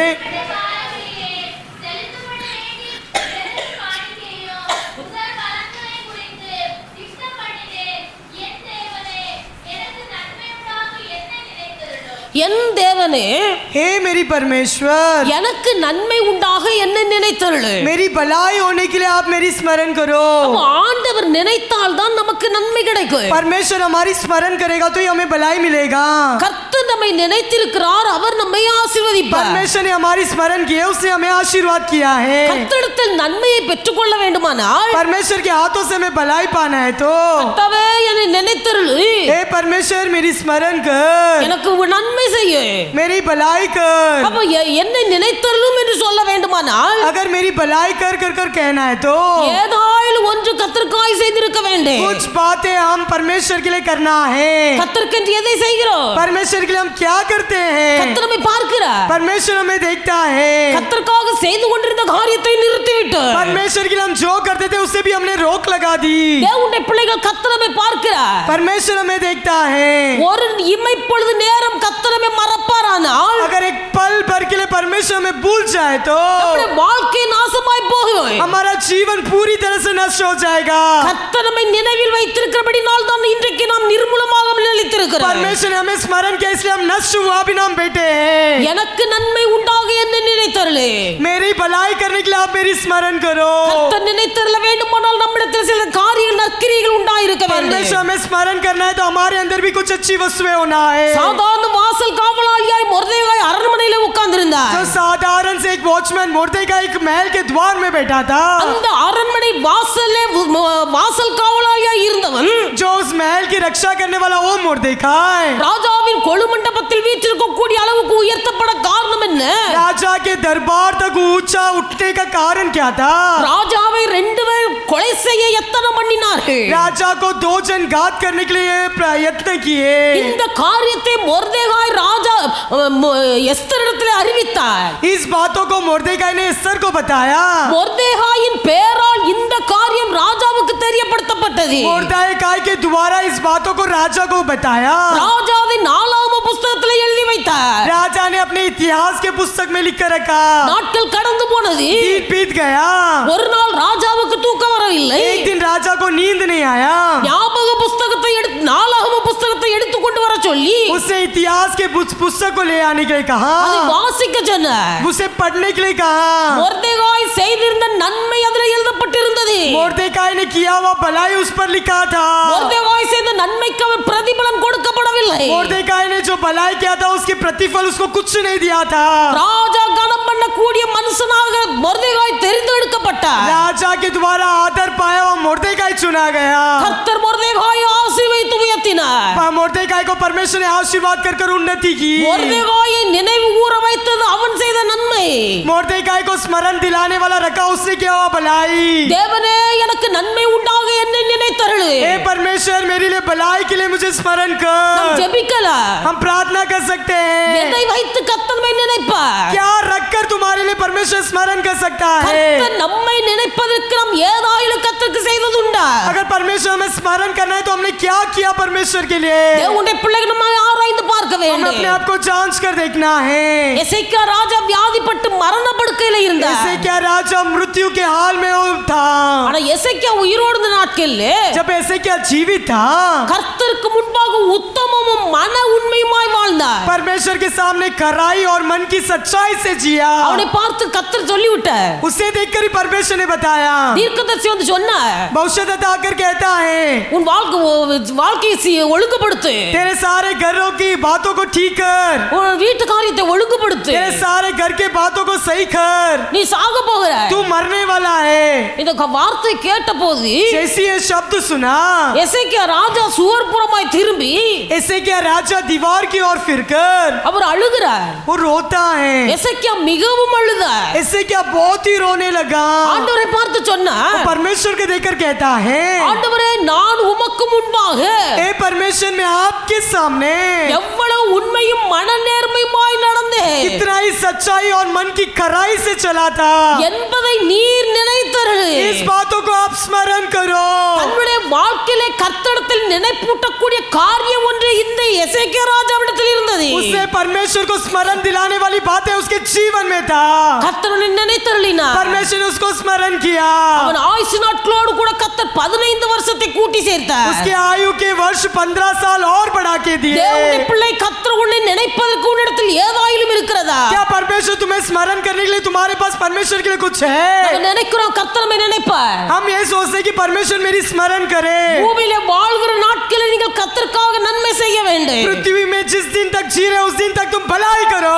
வேதத்தில் வாசிப்பீர்களேயானால் अगर तुम शास्त्र में पढ़ोगे तो அப்போஸ்தலர் 10வது அதிகாரம் 4வது வசனத்தை வாசியுங்கள். प्रेरितों की पुस्तक 10वां अध्याय 4वां वचन। அவனை உற்று பார்த்து பயந்து ஆண்டவரே என்ன என்றான். அப்பொழுது அவன் உன் ஜெபங்களும் உன் தர்மங்களும் தேவனுக்கு நினைப்பூட்டுதலாக அவர் சன்னதியில் வந்தட்டி இருக்கிறது. उसने उसे ध्यान से देखा और डर कर कहा, हे प्रभु क्या है?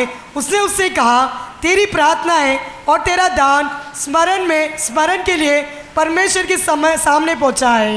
வேதத்தில் வாசிக்கிறோம், हम शास्त्र में पढ़ते हैं, கொர்நேலியுவை பார்த்து கர்த்தருடைய தூதன் சொல்லுகிறார், कॉर्नेलियुस को देखकर परमेश्वर का दूत कहता है, உன் ஜெபங்களும் तेरी प्रार्थनाएं, உன் தர்மங்களும் तेरा दान தேவனுக்கு நினைப்பூட்டுதலாக அவர் சந்நிதியில் வந்து எட்டி இருக்கிறது. परमेश्वर को स्मरण दिलाने के लिए उसके सामने पहुंचा है। கொர்நேலியு என்கிற ஒரு தேவ மனுஷன் இருந்தான். कॉर्नेलियुस कहलाने वाला परमेश्वर का एक भक्त था। அவன் தேவ பக்தி உள்ளவனும் वो परमेश्वर का भक्त था தன் வீட்டார் அனைவரோடு கூட தேவனுக்கு பயந்தவனுமாய் இருந்தான். और अपने सारे घराने समेत परमेश्वर से डरता था ஜனங்களுக்கு மிகுந்த தான தர்மம் செய்து வந்தார். और बहुतों को दान देता था। தேவ பக்தி உள்ளவன் परमेश्वर का भक्त था, தன் வீட்டார் அனைவரோடு கூட சேர்ந்து தேவனுக்கு பயப்படுகிறவன், अपने सारे घराने समेत परमेश्वर से डरता था எப்பொழுதும் தேவனை நோக்கி வேண்டுதல் செய்கிறவன், और बार बार परमेश्वर से प्रार्थना करता था ஜனங்களுக்கு மிகுந்த தர்மம் செய்தவன். और लोगों को बहुत दान देता था। அவன் தான தர்மம் செய்கிறவன், वो दान देने वाला व्यक्ति था தேவ பக்தி உள்ள மனுஷன், और परमेश्वर का भक्त था। தன் வீட்டார் அனைவரோடு கூட சேர்ந்து தேவ பயமுள்ள மனுஷன், वो अपने सारे घर के समेत परमेश्वर का डर मानता था எப்பொழுதும் வேண்டுதல் செய்கிற மனுஷன், और बार बार परमेश्वर से प्रार्थना करता था ஜனங்களுக்கு தான தர்மம் செய்கிற ஒரு மனுஷன். और लोगों के लिए दान देता था। கர்த்தர் பார்க்கிறார். परमेश्वर देखता है, வாசிக்கிறோம், हम पढ़ते हैं, கொர்நேலியுவின் ஜெபமும் जो कॉर्नेलियुस का प्रार्थना, அவன் செய்த தான தர்மங்களும் उसने जो दिया हुआ दान கர்த்தருடைய சந்நிதியிலே परमेश्वर के सामने நினைப்பூட்டுதலாய் வந்து எட்டிற்று. उसको स्मरण दिलाने के सामने खड़ा हुआ। கர்த்தர் உங்களை நினைத்தருள வேண்டுமானால் परमेश्वर तुम्हें स्मरण करना है तो தேவனுடைய பிள்ளைகள் நீங்கள் செய்கிற நற்கிரியை பரலோகத்தின் தேவனிடத்தில் போய் எட்ட வேண்டும். तुम जो भलाई के काम करते हो परमेश्वर के सामने खड़ा रहना है। நீங்கள் இடைவிடாமல் ஏறெடுக்கிற விண்ணப்பங்கள் பரலோகத்தின் தேவனை போய் எட்ட வேண்டும். तुम बार बार जो प्रार्थना करते हैं परमेश्वर के सामने रुकना है। தான தர்மங்கள் தேவ சமூகத்தை போய் எட்ட வேண்டும். तुम जो दान देते हो परमेश्वर के सामने जाना है। தேவனுடைய பிள்ளைகள் ஒரு நாள் ஏழைகளுக்கு உதவி செய்வதை மறக்காதீர்கள். इसलिए कभी गरीब लोगों को मदद करने के लिए नहीं भूलना। உங்களால் இயன்ற மட்டும் ஏழைகளுக்கு உதவி செய்யுங்கள். अगर आपसे जितना होता है उतना गरीबों को मदद करो। அதனால ஏழைகளுக்கு உதவி செய்ய சொன்னார்கள் என்று சொல்லி தாராளமா எல்லாருக்கும் கொடுக்கணும் அவசியம் இல்ல. गरीब लोगों को मदद करना इसलिए सब लोगों को मदद करना ये मतलब नहीं है. தேவனுடைய பிள்ளைகள் परमेश्वर के लोगों, உலகத்துல பழமொழி சொல்லுவார்கள், संसार में ऐसी कहावत कहते நீ हैं, பாத்திரம் அறிந்து பிச்சை போடு. तू बर्तन को देखकर फिर भीख डाल. பாத்திரம் அறிந்து பிச்சை போடு. बर्तन को देखकर फिर भीख डाल. உண்மையிலே அந்த மனுஷன் கஷ்டப்படுகிறானா? क्या सही में ये व्यक्ति कष्ट उठा रहा है? நாம் இந்த நன்மை செய்வதற்கு அவன் பாத்திரவான் தானா? क्या मैं भलाई करने के लिए वो योग्य है? அதை அறிந்து நாம் செயல்பட வேண்டும். उस बातों को जांच कर क्रिया करो. இவனுடைய ஜெபங்களும் தான தர்மங்களும் கர்த்தருடைய சமூகத்தை போய் எட்டிச்சு. इसके प्रार्थना और दान परमेश्वर के सामने खड़ा हो गया. வேதத்தில் வாசிக்கிறோம், हम शास्त्र में पढ़ते हैं, பேதுரு வீட்டுக்குள்ளே கடந்து போனார். पतरस से घर पर गया. அவனுக்கு அந்த வீட்டுக்குள்ளே அநேகர் கூடி வந்திருந்தார்கள். उस पतरस जिस घर पर गया बहुत लोग इकट्ठा हुए थे. பேதுரு பேசிக் கொண்டிருக்கும் போது जैसे पतरस बातें करना शुरू किया, வசனத்தை கேட்டுக்கொண்டிருந்த அத்தனை பேர் மேலும் பரிசுத்த ஆவியானவர் இறங்கினார். जो वचन सुने उनके ऊपर से पवित्र आत्मा उतर आया. அல்லேலூயா, हालेलुया, அல்லேலூயா. हालेलुया. இன்னைக்கு அநேக விசுவாசிகள் आज बहुत विश्वासिया, அவர் வீட்டுக்கு ஊழியக்காரர்கள் வருகிறார்கள் என்று சொன்னால் अगर उनके घर पर सेवक लोग आए तो வீட்டை சுத்தம் பண்ணி घर को शुद्ध कर कर, ஏற்கனவே பாயெல்லாம் விரித்து வைத்து सारे चटाई को बिछाकर, தங்களுடைய நண்பர்களை எல்லாம் கூட்டி வைத்திருப்பார்கள். अपने सारे दोस्तों को बुला कर रखते हैं, அவளுக்கு அவ்வளவு ஒரு சந்தோஷம். क्योंकि उनको उतना ही आनंद. வீட்டுக்கு ஊழியக்காரர் வர்றாங்க, हाँ, घर पर सेवक लोग आ रहे हैं, பக்கத்துல அறிமுகமானவர்கள் எல்லாம் கூட்டி उनके வைப்பார்கள். जान पहचान सब लोगों को इकट्ठा करते நம்ம हैं. வீட்டுல ஜெபம் நடக்குது, हमारे घर पर प्रार्थना होता நம்ம है, வீட்டுல ஜெபம் நடக்குது. हमारे घर पर प्रार्थना होता है. நாலு ஆத்துமாக்களை போய் சந்தித்து வீட்டுல கொண்டு சேர்ப்பது ஒரு பெரிய பாக்கியம். जो 4 लोगों को मिलकर उनको अपने घर पर ले आना ये बड़ा भाग्य ஒரு है. ஆத்துமாவை கூட்டி வந்து சேர்ப்பதற்கு படுகிற பாடு கர்த்தருக்கு தெரியும். अगर किसी आत्मा को ले आना ये परमेश्वर जानता ஒரு है. ஆத்துமாவை கூட்டி சேர்ப்பதற்கு அந்த ஆட்கள் அலைகிற அலைச்சல் அவர்களுக்கு தெரியும். अगर वो एक प्राण को अगर हमें मिलना है तो उसकी हमारी चाल चलन ये परमेश्वर देखता है. இந்த கொர்நேலியு परंतु ये कॉर्नेलियुस நல்ல வேண்டுதல் பண்ணுகிற மனுஷன், अच्छा प्रार्थना करने वाला व्यक्ति था, தேவ பக்தி உள்ள மனுஷன், परमेश्वर का भक्त मानने वाला व्यक्ति था. வீட்டார் அனைவரோடு கூட தெய்வ பயம் உள்ள ஒரு மனுஷன், उसके सारे घराने परमेश्वर का डर मानते थे மிகுந்த தான தர்மங்களை செய்கிற மனுஷன். और बहुत ही दान धर्म करता था. நல்ல தேவ சமூகத்தில் போய் எட்டிச்சு. परमेश्वर के सम्मुख में जाकर वो पहुंच गया. தேவ சந்நிதியில் நினைப்பூட்டுதலா எட்டிட்டு எட்டிட்டு என்று வாசிக்கிறோம். परमेश्वर की उपस्थिति में उसे स्मरण दिलाया. அதனுடைய விளைவு என்ன? इसमें क्या मिला? அவருடைய வீட்டில் கூடி வந்த அத்தனை பேர் மேலும் பரிசுத்த ஆவியானவர் இறங்கினார். उसके घर पे जो भी इकट्ठा हुए वो सब पवित्र आत्मा के अभिषेक पाए. அல்லேலூயா. हालेलुया. இன்றைக்கு நம்முடைய வீட்டில் கர்த்தருடைய ஊழியத்திற்காக இடத்தை ஒதுக்கி கொடுப்பவையானால், अगर हम परमेश्वर के सेवकों को अपने घर पर आने के लिए मौका दे, நம்ம வீட்டுக்குள்ள வந்திருக்கிற ஜனங்கள் தேவனுடைய வார்த்தையினால ஆசீர்வதிக்கப்படுவார்களேயானால், अगर जो तुम्हारे घर पर आए हुए सारे लोग परमेश्वर के वचन के द्वारा आशीर्वाद पाएंगे तो கர்த்தருடைய ஊழியத்துக்காக தங்கள் வீட்டை திறந்து கொடுக்கிறவர்கள், जो परमेश्वर की सेवकाई के लिए जो अपने घर को खोल कर देते हैं அவர்கள் ஒரு நாள் கர்த்தர் வெறுமையாய் திருப்பி அனுப்ப மாட்டார். उनको परमेश्वर कभी खाली हाथ नहीं लौटाएगा. பேதுரு தன்னுடைய வெறும் படகை கொடுத்தார். पतरस तो अपने खाली नाव दिया था. இயேசு நின்று பிரசங்கம் பண்ணுவதற்கு பேதுரு தன்னுடைய காலி படகை கொடுத்தார். यीशु उस जगह पर खड़े रहकर प्रचार करने के लिए खाली नाव दिया था. இயேசு ஒருவருக்கு கடனாளி அல்ல. यीशु किसी का भी कर्जदार नहीं அந்த है. காலி படகுல எழுந்து நின்று பிரசங்கம் பண்ணினார். उस खाली नाव में खड़े रहकर यीशु ने प्रचार किया. கர்த்தருடைய வார்த்தைகளை பிரசங்கம் பண்ணி முடித்த பிறகு जैसे यीशु ने प्रचार कर समाप्त किया, அந்த காலி படகை காலியாய் கொடுக்கவில்லை. जो खाली नाव तो उसे खाली रूप में नहीं दिया. அந்த படகு நிரம்பத்தக்கதாக மீனையும் சேர்த்து கொடுத்தார். उस नाव पर कर परमेश्वर ने मछली दिया. அல்லேலூயா. हालेलुया. இன்றைக்கு தேவ பிள்ளைகளுடைய வீடுகளில் கூடி வருவது நமக்கு ஆசீர்வாதம். आज परमेश्वर के लोग इकट्ठा होते तुम्हारे लिए आशीर्वाद இந்த है. காலகட்டங்கள் அப்படிப்பட்ட அனுபவங்கள் எல்லாம் குறைந்து போனது. आज के समय पर ऐसे सब अनुभव घटते ही जा रहा है. நான் சிஎஸ் குடும்பத்தில் பிறந்து வளர்ந்தவள். सिस्टर जी सीएसए परिवार में जन्म ली थी. ஆனா எப்பொழுது நான் ஆவிக்குரிய சபையில ரட்சிக்கப்பட்டு வந்தனோ, जब मैं आत्मिक कलिसिया में उद्धार पाकर आई, அப்போ எங்க வீட்டுல ஊழியர்கள் வரும்போதெல்லாம் கூட்டம் நடக்கும். जब जब सेवक हमारे घर पर आते थे तब तब प्रार्थना होता था. அவங்க வருகிறார்கள் என்று சொன்னால் अगर वो लोग आ रहे कहे तो அந்த ஊழியக்காரர்களுக்கு என்று எங்க அம்மா தனி தனி பாய் வைத்திருப்பார்கள். उस सेवक के लिए मेरी माँ अलग चटाई रखती थी. அந்த பாயை மற்ற நேரம் யூஸ் பண்ண மாட்டார்கள். उस चटाई को फिर बाकी वक्त में उसे इस्तेमाल नहीं करते थे. ஊழியக்காரர் வந்தால் மாத்திரம் அந்த பாயை எடுத்து விரிப்பார்கள். केवल सेवक आएगा तो ही वो चटाई बिछाते थे. நமக்கு தெரிந்த அளவுக்கு யாரையாயிலும் கூட்டி நம்ம வீட்டுல வைத்திருக்கும் போது अगर हमारे जान पहचान लोगों को हमारे घर पर ले आए तो அவர்களுக்கு கர்த்தர் வைத்திருக்கிற வார்த்தைகளை ஊழியர்கள் மூலமாய் வெளிப்படுத்தி கொடுக்கும் போது जब परमेश्वर उनको जो वचन जो सेवक के द्वारा प्रकट कर देता था, அந்த வார்த்தையினால் ஜனங்கள் ஆசீர்வதிக்கப்படும் போது उस वचन के द्वारा लोग जब आशीर्वाद पाते हैं, அந்த ஆசீர்வாதம் தேவ பிள்ளைகளுக்கு சொந்தமாகி वो आशीर्वाद परमेश्वर के लोगों की होती है. தேவனுடைய பிள்ளைகள் நாம் செய்கிற நன்மை கர்த்தருடைய சமூகத்திலே நினைப்பூட்டுதலாய் எட்டப்படு. हमारी जो भलाई परमेश्वर के सामने वो स्मरण दिलाएगा. நாம் கொடுக்கிற தான தர்மங்கள் கர்த்தருடைய சமூகத்தில் நினைப்பூட்டுதலாய் எட்டப்படு. हम जो भी दान धर्म करते हैं परमेश्वर के सामने उसे स्मरण ले आएगा. தான தர்மம் செய்ய மறவாதிருங்க. जो दान धर्म करते हैं उसे कभी भूलो मत. இன்னைக்கு நம்முடைய வாழ்க்கை எத்தனை பேருடைய வாழ்க்கை आज कितने ही लोगों की जीवन கை திறக்கவே மாட்டார்கள். हाथ खुलता ही नहीं है. எச்சி கையினால காக்க விரட்ட மாட்டார்கள். जब खाते समय भी उसे कौवे को नहीं भगाएंगे, எச்சி கையினால காக்க விரட்டினா கையில இருக்க 2 சோறு பருக்கையும் போயிடும். क्योंकि खाते समय कौवा को भगाएंगे तो 2 दाने भी गिर जाएगा. தேவனுடைய பிள்ளைகள் கர்த்தர் நினைக்க முடியாது. परमेश्वर तुम्हें कभी स्मरण नहीं कर पाएगा. கர்த்தர் நினைக்க முடியாது. परमेश्वर तुम्हारी स्मरण नहीं कर पाएगा. கர்த்தருடைய சமூகத்தில் உங்கள் விண்ணப்பங்கள் போய் நினைப்பூட்டுதலாய் எட்டப்பட வேண்டும். पर मैं तुम्हारी प्रार्थना और तुम्हारा दान परमेश्वर के सामने स्मरण दिलाना है. நீங்கள் செய்கிற நன்மை கர்த்தருடைய சமூகத்தில் நினைப்பூட்டுதலாய் எட்டப்பட வேண்டும். पर तुम जो भलाई करते हैं परमेश्वर के सामने उसे स्मरण के रूप में दिखलाना நீங்கள் है. செய்கிற தான தர்மங்கள் கர்த்தருடைய சமூகத்தில் நினைப்பூட்டுதலாய் எட்டப்பட வேண்டும். तुम जो दान धर्म करते हैं परमेश्वर के सामने उसे स्मरण करना है. இவைகள் கர்த்தருடைய சமூகத்தில் நினைப்பூட்டுதலாய் எட்டப்படும் போது जब ये सारे बातें परमेश्वर के सामने स्मरण दिलाएगा तो உங்கள் வீட்டுக்குள்ள பரிசுத்த ஆவியானவர் இறங்குவார். तुम्हारे घर पर पवित्र आत्मा उतर आएगा. உங்கள் வீட்டுக்குள்ள பரிசுத்த ஆவியான் இறங்கும் போது जब तुम्हारे घर पर पवित्र आत्मा उतरते அது समय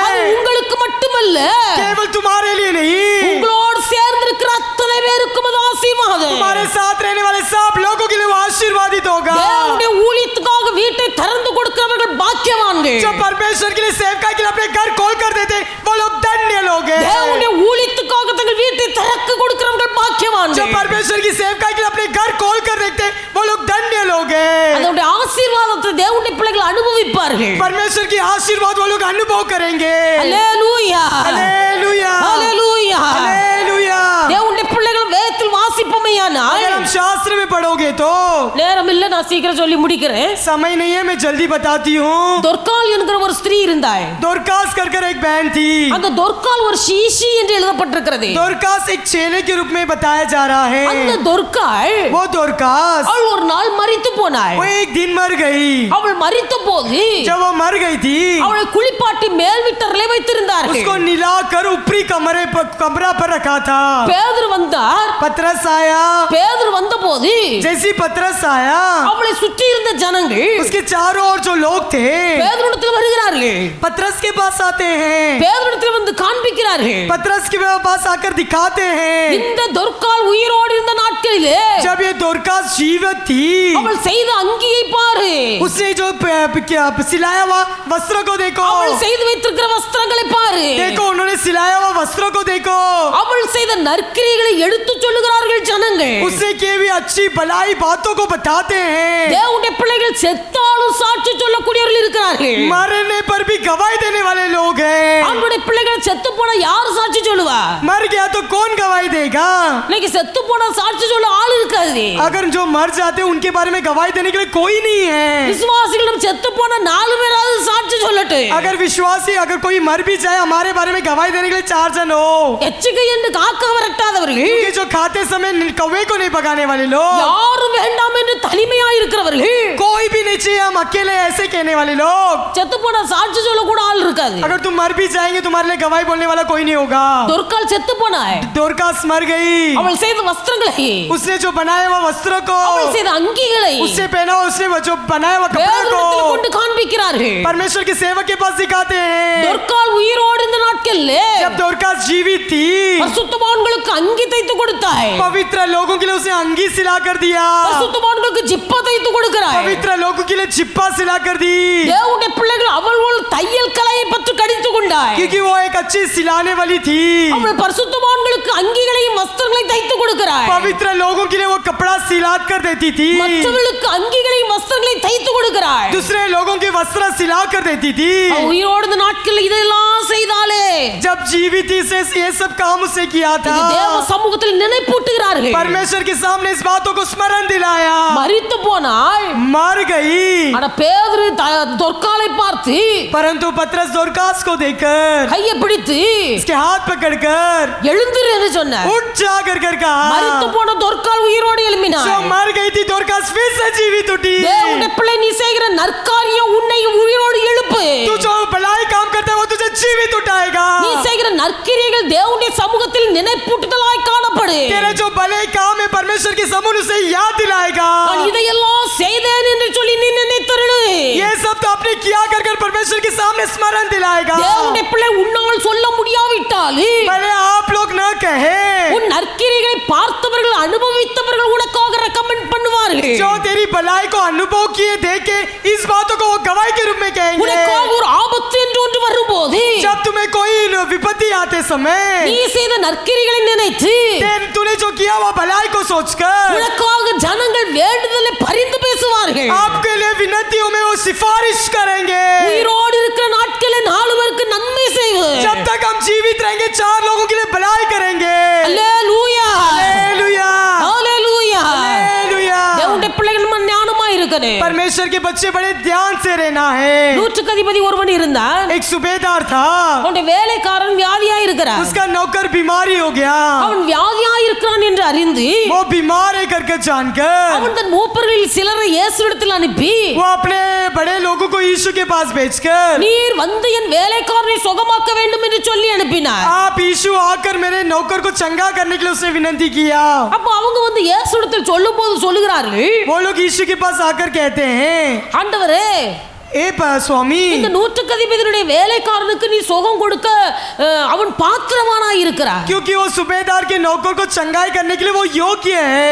சொல்லுகிறார்கள், वो लोग कहते हैं அவன் நம்முடைய ஜனத்தை நேசிக்கிறான். वो अपनी प्रजा से प्रेम करता है, நம்முடைய ஜனத்தை நேசிக்கிறான். अपनी प्रजा से प्रेम करता நம்முடைய है ஜனத்துக்கு என்று ஒரு ஆலயத்தையும் கட்டி और கொடுத்திருக்கிறான். अपने लोगों के लिए उसे एक भवन बांध कर दिया है। ஜனங்களை நேசிக்கிறான். लोगों से प्रेम करता है ஜனங்களுக்கு ஒரு தேவா ஜெபாலயத்தை கட்டி கொடுத்திருக்கிறார். और लोगों के लिए एक प्रार्थना भवन बांध कर दिया है। அப்படினால இந்த நன்மையை செய்வதற்கு பாத்திரவானாய் இருக்கிறான். इसीलिए ये भलाई करने के लिए वो योग्य है। இன்றைக்கு அநேகர் ஊழியர்கள் சொல்லும்போது சொல்லுவார்கள், आज बहुत सेवक लोग ये कहते हैं 100 கிராம ஊழியம்.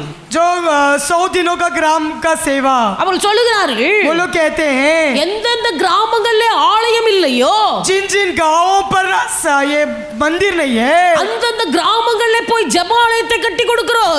उस गांव में जाकर परमेश्वर के लिए भवन बांध कर देते எங்களுடைய हैं। தரிசனம் ஒரு வருஷத்துல 100 ஜெபாலயங்களை கட்ட வேண்டும். मेरा ये दर्शन है कि एक साल में 100 भवन बांधे। இது கர்த்தர் அவர்களுக்கு கொடுத்த தரிசனம். परमेश्वर उन लोगों को देने वाला दर्शन है। இந்த நூற்றுக்கு அதிபதி परंतु ये सूबेदार தேவ பிள்ளைகளுக்கு என்று ஒரு தேவாலயத்தை ஜெபாலயத்தை கட்டி கொடுத்தார். परमेश्वर के लोगों के लिए परमेश्वर का भवन बांध कर दिया था।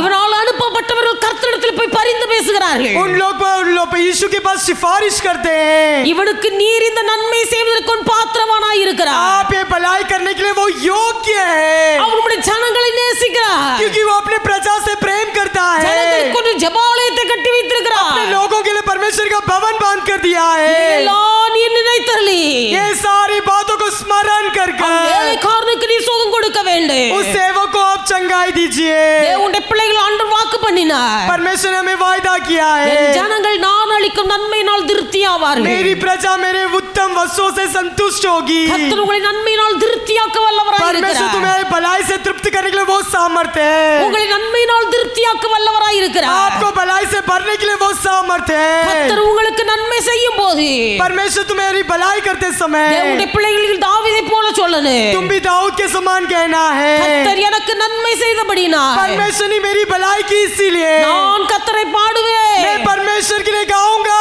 நான்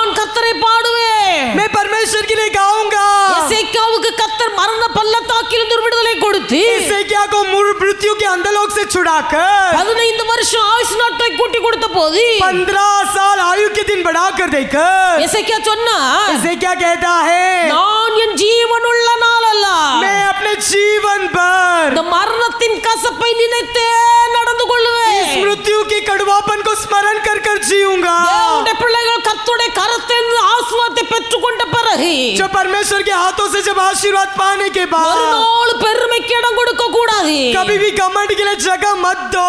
ஆசீர்வதித்த கர்த்தரை மறந்து आशीर्वाद दिया हुआ परमेश्वर को भूलकर ஆசீர்வாதத்துக்கு முதலிடம் கொடுத்து ஓடக்கூடாது. आशीर्वाद को पहला स्थान देकर उसकी ओर मत दौड़ो। எசேக்கியா சொல்லுகிறார், इसे क्या कहता है? நான் என் ஜீவனுள்ள நாளல்ல, मैं अपने जीवन भर அந்த மரணத்தோடு போராடி கொண்டிருக்கும் போது என் வாழ்க்கை எவ்வளவு கசப்பா இருந்ததோ, जब मृत्यु के साथ मैं लड़ते समय कितना ही कड़वा था, அந்த மரணத்தின் கசப்பை நினைத்தே நான் நடந்து उस கொள்ளுவேன். मृत्यु के कड़वापन को स्मरण कर कर ही जीऊंगा। மாத்திரமல்ல, केवल इतना ही नहीं, தேவன் எனக்கு செய்த நன்மைக்கு ஈடாக परमेश्वर ने मेरी जीवन में किया हुआ भलाई के योग्य என் ஜீவனுள்ள நாளெல்லாம் मेरे जीवन भर தேவனுடைய ஆலயத்திலே परमेश्वर के भवन में இசை கருவிகளை மீட்டு நான் கர்த்தரை பாடுவேன். परमेश्वर के लिए मैं गीत गाकर परमेश्वर की महिमा करूंगा। தேவனுடைய பிள்ளைகள் கர்த்தருடைய ஆசீர்வாதத்தை பெற்றுக்கொண்ட மனுஷர்கள் சொல்லுகிற ஒரு வார்த்தை, परमेश्वर के भक्त लोग जो आशीर्वाद पाए वो लोग कहते இன்னைக்கு हैं, ஆசீர்வாதத்தை பெற்றவர்கள் நம்ம எப்படி இருக்கிறோம்? हम आशीर्वाद पाकर हम किस प्रकार கர்த்தரை है? பாடுகிறோமா?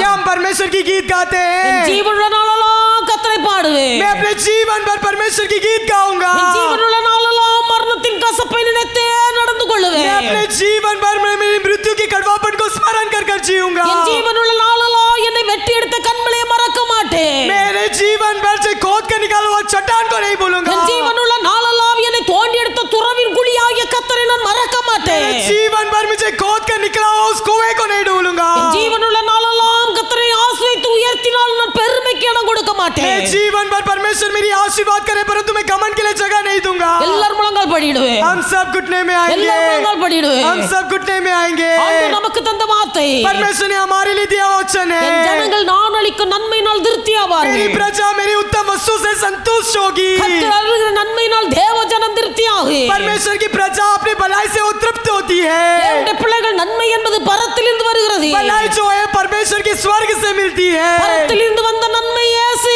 स्वर्ग से मिला हुआ ही भलाई यीशु है। கர்த்தர் நமக்கு நன்மை செய்வேன் என்று வாக்கு பண்ணினவர். परमेश्वर ने हमें वायदा किया कि हमारे लिए भलाई करेगा। இயேசுவை நமக்காக தந்தார். यीशु हमारे लिए दिया। இந்த இயேசு நம்மோடு கூட இருப்பதன் ஒரு பெரிய நன்மை. यीशु हमारे संग रहना ही हमारे लिए भलाई है। இயேசு கூட இருப்பாரானால் अगर यीशु हमारे संग रहे போக்குவரத்து तेरा ஆசீர்வதிக்கப்பட்டிருக்கு. आने जाना आशीर्वादित रहेगा, உன் சந்ததி ஆசீர்வதிக்கப்பட்டிருக்கு. तेरा पीढ़ी आशीर्वादित रहेगा। தேவனுடைய பிள்ளை இயேசு உனக்குள் இருப்பாரானால் अगर यीशु तेरे अंदर हो, தெய்வ பயம் உனக்குள்ளே இருக்குமேயானால் परमेश्वर का भय तेरे अंदर हो, மற்றவர்களுக்கு தீங்கு செய்ய ஒரு நாளும் நினைக்க तो மாட்டார். दूसरों की बुराई कभी नहीं सोचेगा।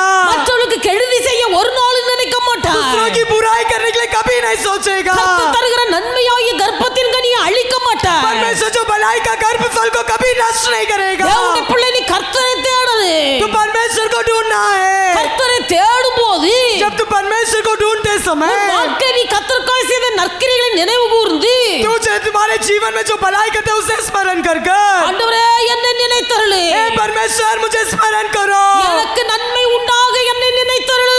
मेरी भलाई करने के लिए मुझे स्मरण करो, எனக்கு நன்மை உண்டாக என்னை நினைத்தருளு. मेरी भलाई करने के लिए आप मेरी स्मरण करो। உமக்கு முன்பாக இவ்வளவு உண்மையாய் நடந்தேனே. मैं आपके सामने इतना कड़ाई से चला था, உமக்கு முன்பாக இவ்வளவு உத்தமமாய் நடந்தேனே. आपके सामने मैं सच्चाई से चला था, உமக்கு முன்பாக இத்தனை தான தர்மங்களை செய்தேனே. मैंने इतना ही दान और धर्म किया था, உம்முடைய ஜனங்களுக்காக ஒரு தேவாலயத்தை கட்டி கொடுத்தேனே. मैं अपने लोगों के लिए भवन बांधा था। உன்னை குறித்து தேவனுடைய பிள்ளைகளை சொல்ல வேண்டியதுக்கு ஒரு நற்கிரி உண்டாயிருக்க मेरे வேண்டும். बारे में कहने के लिए परमेश्वर के लिए भलाई स्मरण दिलाएगा। நீ செய்கிற நற்கிரிகள், जो आप लोग करने वाली भलाइयाँ, நீ செய்கிற தான தர்மங்கள், जो आप करने वाले दान और உன் धर्म, ஆபத்திலே மற்றவர்கள் உனக்காக பரிந்து பேசுவதற்கு ஏதுவாயிருக்கு. जब भी आपके विपत्ति में दूसरे लोग आपके लिए सिफारिश करेंगे, தேவ சமூகத்திலே உன்னால ஜெபிக்க கூடாத நாட்கள் வரும்போது जब परमेश्वर के सम्मुख में जब तुम प्रार्थना नहीं कर पाएंगे, மற்றவர்கள் ஜெபிப்பார்கள். दूसरे लोग आपके लिए प्रार्थना करेंगे. மற்றவர்கள் ஜெபிக்கும் போது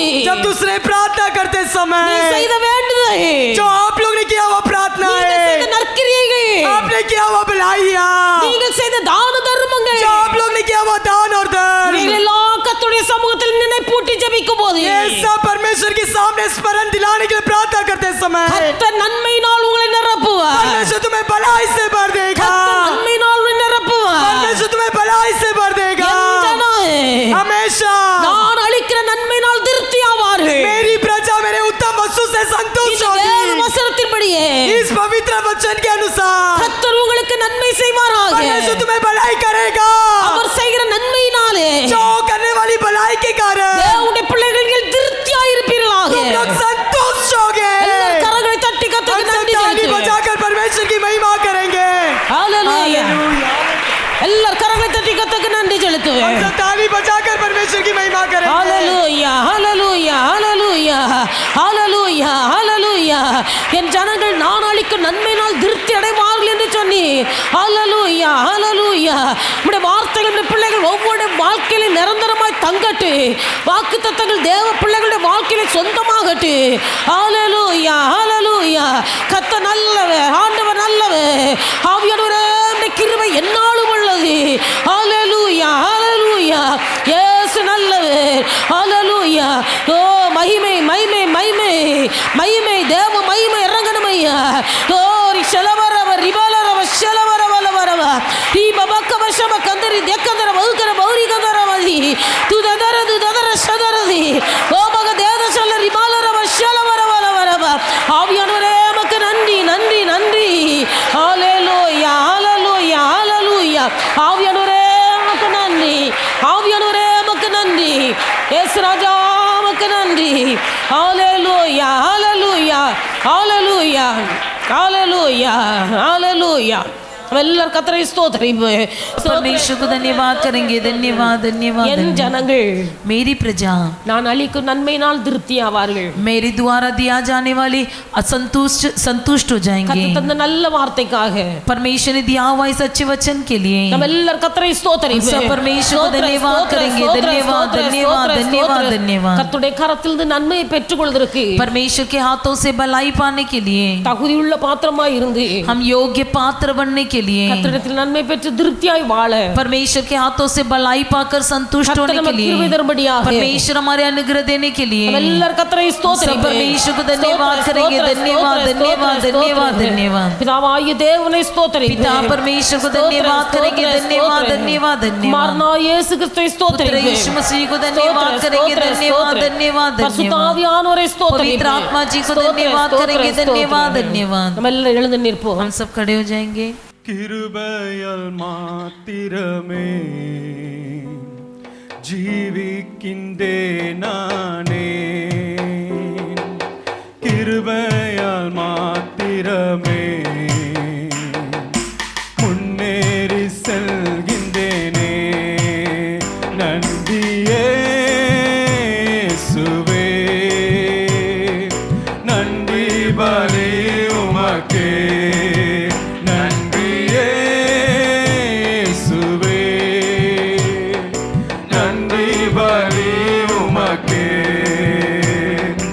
உலகத்தின் ஸ்நேகம் தள்ளிடவே, உறவுகளை ஒதுக்கிடவே, மாம்சத்தின் நீச்சை வெறுத்திடவே, மாறாத இயேசுவை பற்றிடவே.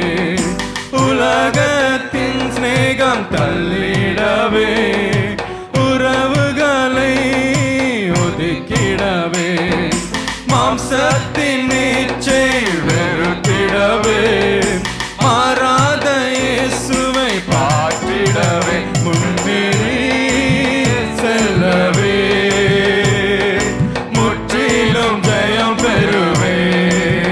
முன்னேறி செல்லவே, முற்றிலும் ஜெயம் பெறவே. கிருபையால் மாத்திரமே ஜீவிக்கின்றேன்